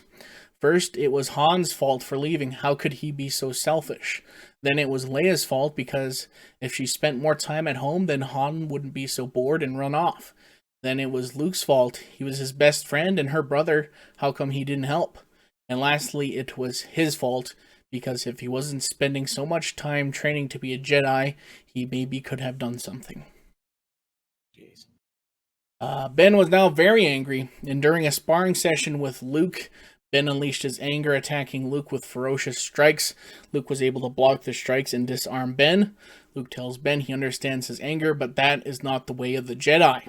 Ben asks Luke for guidance, and Luke says that he must follow the Jedi code, get rid of your attachments, and become emotionally detached. Ben loses it and asks Luke how he could not care about his friends and family. Ben storms off, and later that night he steals an X-Wing from the Flight Academy, where he also did some training with Han and Luke. Luke finishes the story and then turns in for the night. Now we go to Poe, Chewie, and BB-8 on the Falcon leading a fleet of Resistance fighters, bombers, and frigates. Leia's on comms and says there are three Star Destroyers carrying the Rhydonium. A single bombing, one on each, should be enough to cause a chain reaction with Rhydonium and blow it up. So big space battle happens. The Resistance suffers some losses, but the plan was a success. Leia gives the word for everyone to return to base. However, during the fight, a tracking beacon was placed on the Millennium Falcon.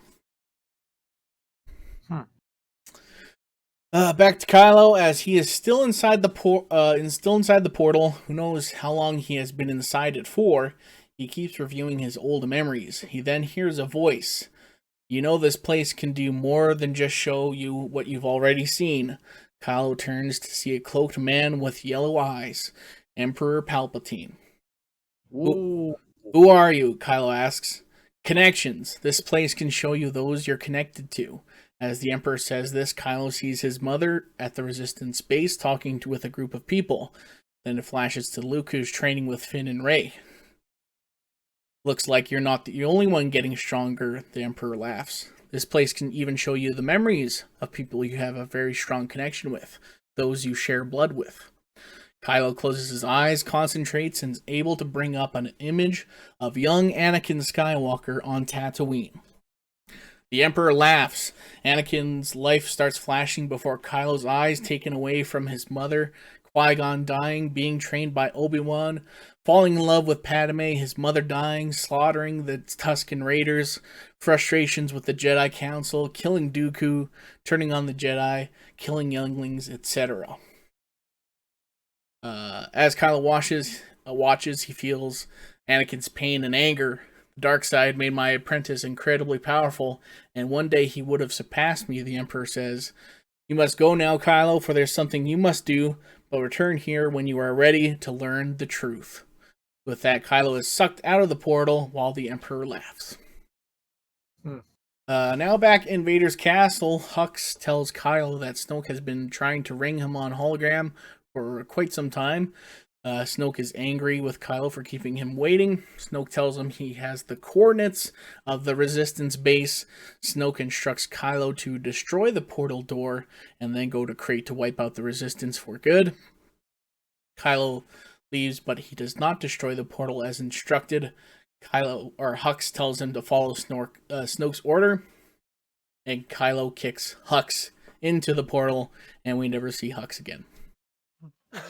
This is Sparta, boom. Alright, so back to Dagobah. Finn and Rey are both doing the handstand thing while floating a rock around them, like Luke did. Right. Luke gets a call from Leia saying that the First Order sent them a warning that they are en route and to surrender or be destroyed. Leia says the Falcon is rushing as fast as it can to pick them up and bring them to Crate. Luke calls over Rey and Finn to tell them the situation. He then brings them inside Yoda's hut and pulls a wooden chest out from beneath the small bed. Inside are a handful of kyber crystals and some spare lightsaber parts. Luke grabs all the crystals, sets them down on the table. He tells them to choose a crystal using parts of Rey's staff. They construct Rey a lightsaber with a yellow blade. Finn's lightsaber looks similar to Obi-Wan's original saber from Phantom Menace and has a blue blade. Luke leaves the hut and Finn and Rey have a conversation. They tell each other that they have each other's backs, and eventually they kiss, but quickly break apart as Luke walks in on them. Luke says it's getting late, so we better rest for tomorrow. As Finn and Rey sleep, Luke sits next to Yoda's grave marker. Troubled your mind is, Yoda appears in a force ghost form. Luke explains that he is unsure how he will handle Kylo tomorrow. Yoda says maybe your Padawans can help. Luke says that's the other thing that is troubling him. They're in love, and it goes against the Jedi Code. Yoda explains to Luke that maybe the Jedi Code should be left in the past, as following it led to the downfall of the Jedi. Yoda says he has regrets about teaching emotional detachment, and that had he and the rest of the Jedi not been so closed off, they could have saved Anakin and prevented this all from happening. Yoda suggests that it's time for a new Jedi Code or a new generation of Jedi. We cut to Crate, where the First Order has landed already. The Resistance have to try and hold them off until they get back up from the Jedi. Big battle scene similar to the one in Last Jedi because visually that scene was awesome. Yes. Luke and the crew are on the Falcon and they're on their way. Luke tells Poe to get there as fast as they can.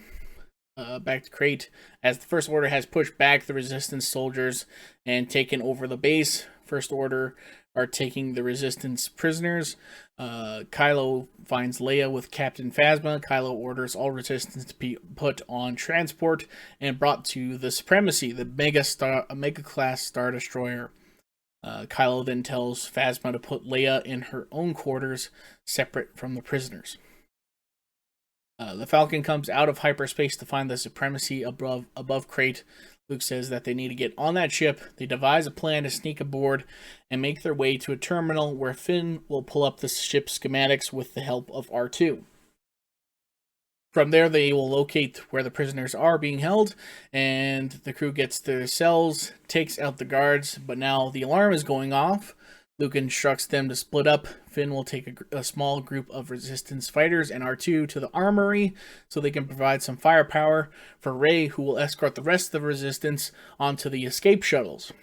Poe, Chewie, and BB-8 will go to navigation and hack the system so when all the shuttles are gone, the ship will jump out of the system.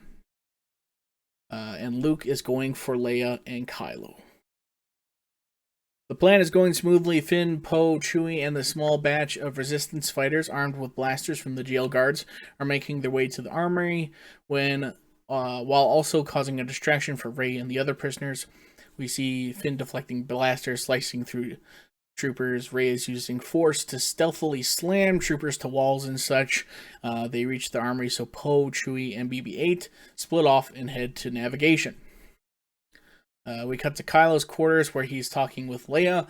Leia is pleading with Ben to just come home, that it's not too late, and they can work it out. Leia hugs Ben, and Ben asks if Leia still loves him after everything he has done. Leia explains she will always love him no matter what. Ben starts hugging Leia back until Luke enters the room. Luke explains to Ben that he doesn't want to fight and tells Ben to come with everybody on the shuttle. Kylo starts hearing Snoke's voice inside his head. He is lying. He plans to kill you just like he killed his father. Kylo pushes Leia away, puts on his helmet, and draws his lightsaber. Luke pleads with Kylo and tells him his life doesn't have to be pain and suffering anymore. Kylo screams that those things make him powerful, and he will become the most powerful person in the galaxy. And then a super cool lightsaber fight starts. Nice. Back at the armory, the rest of the Resistance fighters get equipped with blasters and thermal detonators. Now they're going to rendezvous at the shuttles to provide cover. As they make their way through corridors fighting off troopers, they open a door which leads to an open room, and inside is Captain Phasma. Finn tells the squad to take an alternate route while he handles Phasma. Phasma has a Beskar spear, and another awesome fight starts. Nice. Good lord. Why did I write so much? At navigation, Poe, Chewie, and with the help of BB-8 hack the system, and it is set so once all the shuttles have launched, the Supremacy will jump to a new system, one that is littered with asteroids. The three sprint to the shuttles. Poe shows off how handy he is with Han's blaster by taking out multiple troopers in quick order. They reach Rey at the shuttles where she says she sensed Luke is in danger. Poe tells her to go now that they have extra firepower. He will get everybody on the shuttles. Kylo is overpowering Luke with ferocious heavy strikes. Luke blocks what he can and dodges what he can't. Kylo is leaving scorch marks all over the room. Leia watches on. Kylo looks to have the upper hand when Rey comes in for the save. Now that it's 2-on-1, the pendulum swings to the Jedi side. Finn is able to finish off Phasma and heads to the shuttles. Poe tells him the situation. Even though he is exhausted, Finn goes to back up Luke and Rey. Kylo realizes he is losing, and so does Luke. Luke once again tries to reason with Kylo, telling him once again that there are people who love him. Kylo turns off his saber, takes off his helmet, and throws it aside. He looks at his mother. She smiles at him. Kylo looks back at Luke. Luke smiles at him. Kylo closes his eyes, and in an instant, Kylo turns on his saber and swings at Leia. Luke dashes forward and gets there in time to block it. However, Kylo spins from the block and violently force pushes Rey into the wall, temporarily knocking her out. With Rey out, Kylo returns to attacking Luke. Finn arrives on the scene. Luke yells at him to grab Rey and Leia and get out of there. Finn makes his way to Leia, grabs her hand. Kylo gets angry, tries to attack Finn, but Luke tangles him up. Finn is able to wake Rey up. She's hurt bad and needs help walking. Luke knocks Kylo back with a force push. While Kylo is down, Luke runs over to his sister and Padawans. He tells them he will hold back Kylo while they make their escape. He smiles at Finn and Rey, putting a hand on each of their shoulders, then looks and smiles at Leia and grabs hold of her hands. While holding her hand, Luke gives Leia a device and then gives her a hug. He says, "Don't worry, I'll be right behind you." Finn carries Rey and runs down the corridor with Leia. They get to the shuttles, and Leia instructs them to start launching. She instructs them to land on crate, start packing the base up to move. One by one, the shuttles launch until there is one left with the main crew waiting for Luke to come back. Luke continues to block Kylo's attacks, but he can't keep fighting. Luke closes his eyes, holds his lightsaber just like Obi-Wan did in A New Hope. Kylo slashes Luke, and Luke disappears, leaving his robes and lightsaber. Leia clenches at her heart, while Rey screams no. Finn hugs Rey and holds her from trying to leave the shuttle. Finn looks at Poe, gives him a nod, and Poe launches the shuttle. Kylo looks at the pile of robes, confused, and picks up Luke's lightsaber. He stares at it for a brief moment before an announcement comes over the intercom saying that the ship will jump in 10 seconds. Kylo's eyes widen as the ship jumps straight into the asteroid field. The Supremacy is torn to shreds. Torn to shreds. All right. Last little bit here for this movie. I promise. We go back to the shuttle. Everyone is silent and grieving. Leia holds the device Luke gave her in her hand. She gives it to R2. R2 shines a hologram of Luke sitting on a stump in the middle of the shuttle. The recording starts playing and Luke starts talking. "So tomorrow is the big day. Haven't been this nervous in a long time." Luke pauses, looks at the ground, then back to his audience. "What a life I've lived. I thought I was destined to be a moisture farmer, but then my uncle bought a couple of weird droids." Luke chuckles. "I snuck onto a planet-destroying space station and freed a princess. I learned to pilot an X-Wing and trust my feelings, and played a part in saving the galaxy." Luke smiles, but what I'm most grateful for are the people I met along the way. I had two wise masters who taught me patience and balance, 2 smugglers who became the greatest friends I've ever had, my long-lost sister who showed me a leader must be fearless and tenacious, but also care for those around them. I met my father who taught me to never give up on the people you love, and 2 apprentices who saved me from grief. But now it's time to say goodbye.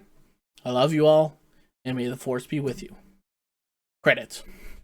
Whoa, that's an emotional one. Damn. That's a lot of detail. Holy Hell moly. of a detail, yeah. All right, comments, questions. I need a break. I don't really have any. I have no. Mhm. I need a cigarette after that. Yeah. Smoke break. We'll I be do back like after that this. you finally acknowledged like a relationship between Rey and Rey, yeah. Finn, yeah, because it's hated how they kind of worked around it and kind of just didn't totally like no commit to something for once. Right. Yeah. Mm-hmm. And then yeah, no, it's a good mix of old and new and yeah, I didn't want to say, Scott, while you're talking, I did look up Vader's castle is in Rogue One. So I knew it. Son of a bitch! It is I knew it. great. I gotta Google this. I fucking knew it. Yeah. That's because the guy that does the weapon station thing, he has to go talk to he's Vader. There, he meets with Vader, and Vader he has The a volcano planet. Oh, you're right. See, Sorry, dude. see, I know something. Well, whatever. I mean, to be fair, it's only there for like 2 minutes, so you just Right. gave it a proper. Well, I just introduction, remember it right? because it was just so Yeah. awesome. Yeah. And by the way, that portal to the dark side is also canon. That was in the Yes, in it the is. I Vader was reading about comics. it too as well. Yeah. I was reading. did like way too much research for mine. About Okay. more than the people who actually made the movie, apparently. Yeah. Yeah, no shit. They need to take notes. Yeah. Okay. Anything else you guys want to say? Or No. okay, we'll go on to Rise of Skywalker. It's much shorter. Not super short, but it's a lot shorter than that was because I did it in more bullet point form. All right, so Okay. Rise of Skywalker, the movie begins with a shot of the supremacy in the asteroid field. Kylo's ship is seen flying away from the debris. Kylo heads back to Vader's castle to enter the portal again. The Resistance has moved the base to Agen Kloss, the same planet as was in the original Rise of Skywalker. Resistance is having a memorial for Luke and Han. Leia senses that Kylo is still alive. Rey speaks before the crowd and vows to take Kylo, Snoke, and the First Order down. The crowd cheers, but Finn and Leia look concerned. Later that evening, Finn tries to talk with Rey. Finn tells her that she's angry. Rey says she's not just angry, but afraid as well. She's lost 2 people she loved and doesn't want to be alone again. Finn holds her hand and says he will be by her side forever. They hug, then C-3PO enters without knocking, to which both Rey and Finn are a bit annoyed by. C-3PO apologizes and explains that Luke had left behind some belongings, including his journal and old Jedi texts. Leia is speaking with the other high-ranking officers about their next course of action. One officer suggests they go for a First Order outpost on Pasan, which was the desert planet. A little fed up. Excuse me. A little fed up, Rey interrupts and says they should be going after Snoke. Leia agrees, but Snoke's location is a mystery, and they haven't been able to learn anything. Leia believes the outpost may have some information that can help. Leia tells them the mission will take place tomorrow. Back to Vader's castle as Kylo enters the portal and is greeted by Palpatine. Palpatine congratulates Kylo on doing what he could not, and that is defeating Luke.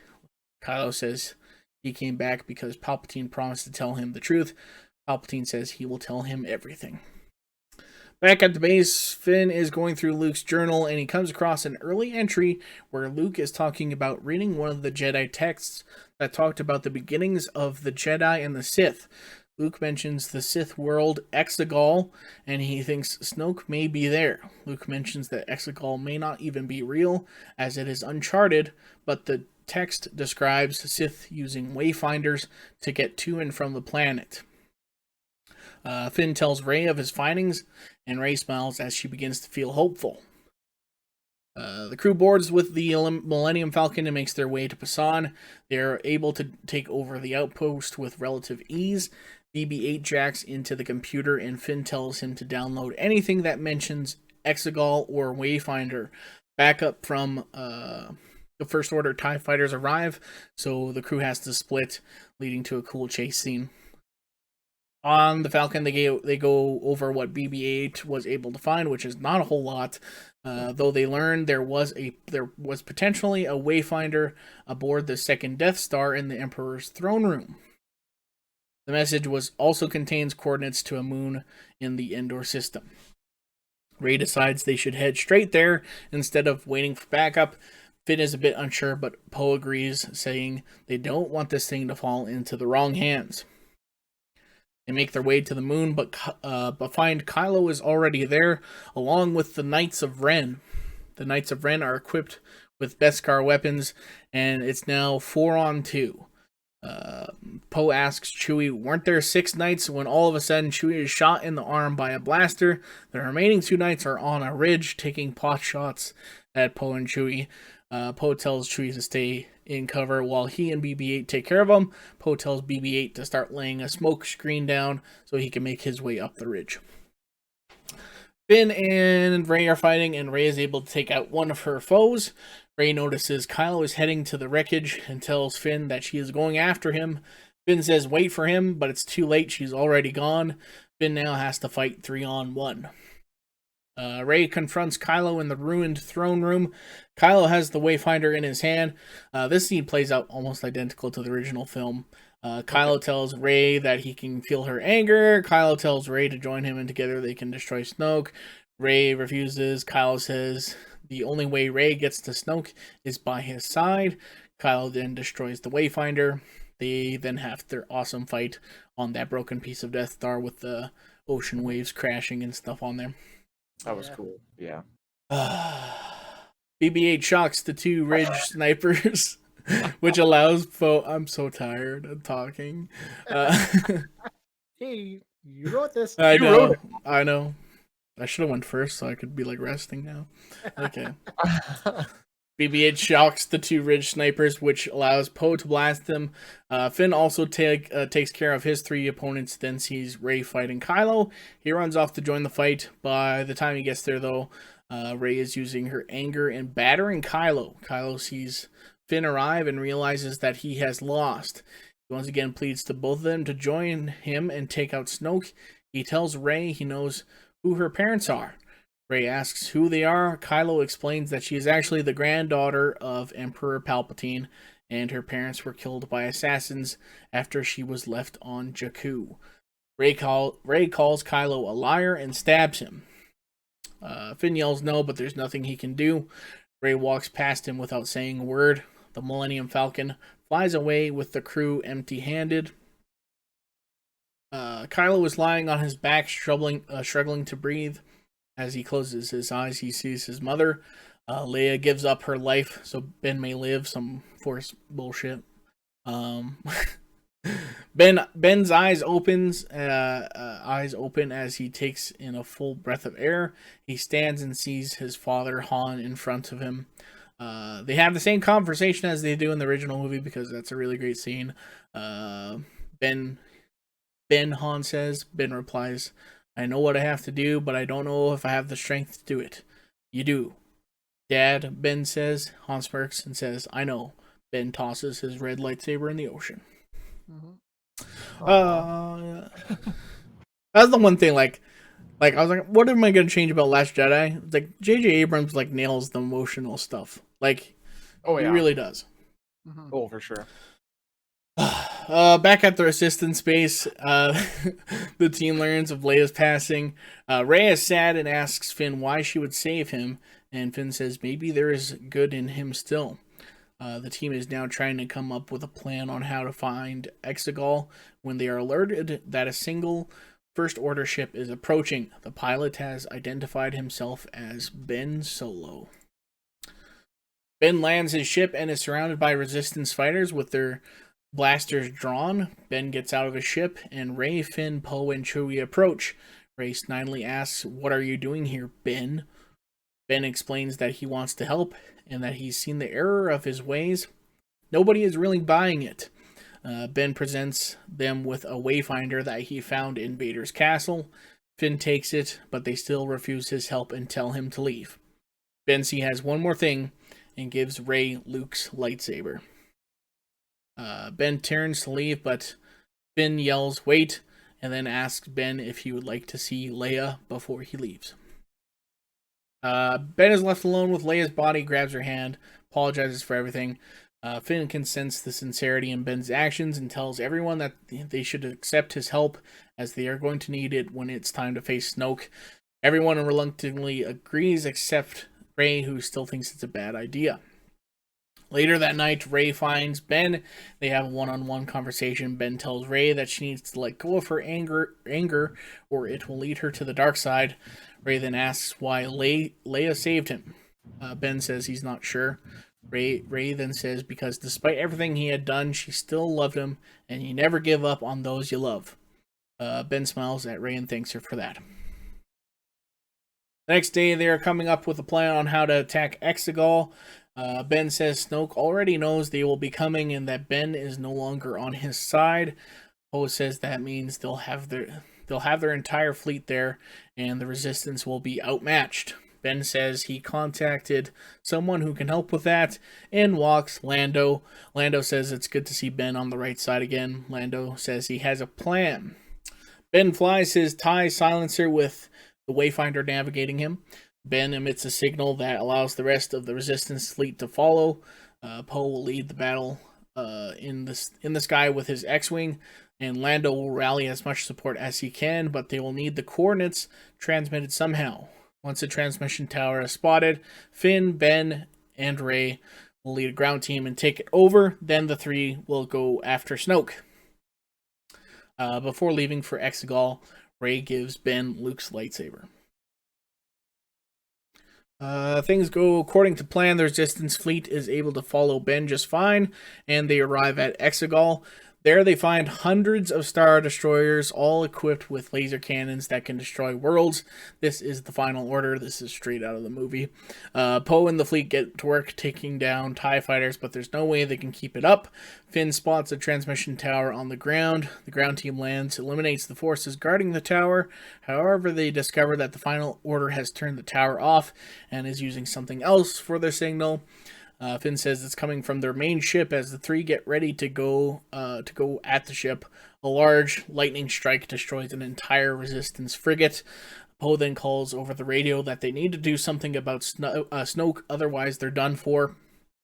Rey says Ben and her will go after Snoke, while Finn leads the team to take over the main ship. Finn tells Rey to be careful, and Ben says he'll keep her safe. They go their separate ways. Finn radios Poe that they need to land on the main ship and provide cover.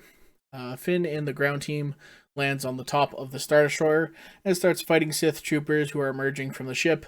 Meanwhile, Rey and Ben make their way to the Citadel and find Snoke. Rey tells Snoke to surrender. Snoke asks why he should surrender when his plan is almost complete. Rey asks what exactly is he planning with the final order. Snoke laughs and says the final order is secondary in all of this. Snoke reveals that he is actually Darth Plagueis. Many years ago, his apprentice Palpatine killed him in his sleep. Plagueis knew how to cheat death, but it left him incredibly weak, so he went into hiding. Plagueis vowed to get his revenge on Palpatine, but he met his demise before Plagueis could return. So instead, he is going after Palpatine's bloodline. Snoke said it was fairly easy for his assassins to find and kill Rey's parents, but I thought I lost you for good. Thanks to Kylo, he was able to take out the other line. Rey and Ben share a look of confusion. Snoke tells them that Palpatine was as cunning as they come, which is why he had more than one child. Snoke reveals that Palpatine was the one that got Anakin's mom pregnant using the Force, which is canon, by the way. Something they totally left out of the movies for some reason. Anyways, Rey says, looking at Ben, so that means we're family. Ben nods. Snoke laughs and says he will now destroy what is left of Palpatine. A fight starts. Snoke summons shadowy Sith figures, all with red lightsabers. Back in the sky, things are looking grim. The Resistance are losing ships left and right. Finn is trying to get to the bridge of the ship, but he is also losing forces. Finn is finally able to push into the bridge and switches the transmission to shoot out the coordinates of Exegol. Nothing happens. Nothing happens. More Resistance ships are being shot down. Pilots are calling to Poe on the radio and what to do next. Poe is defeated and starts saying sorry. There's just too many of them. And this is coming straight out of the movie again.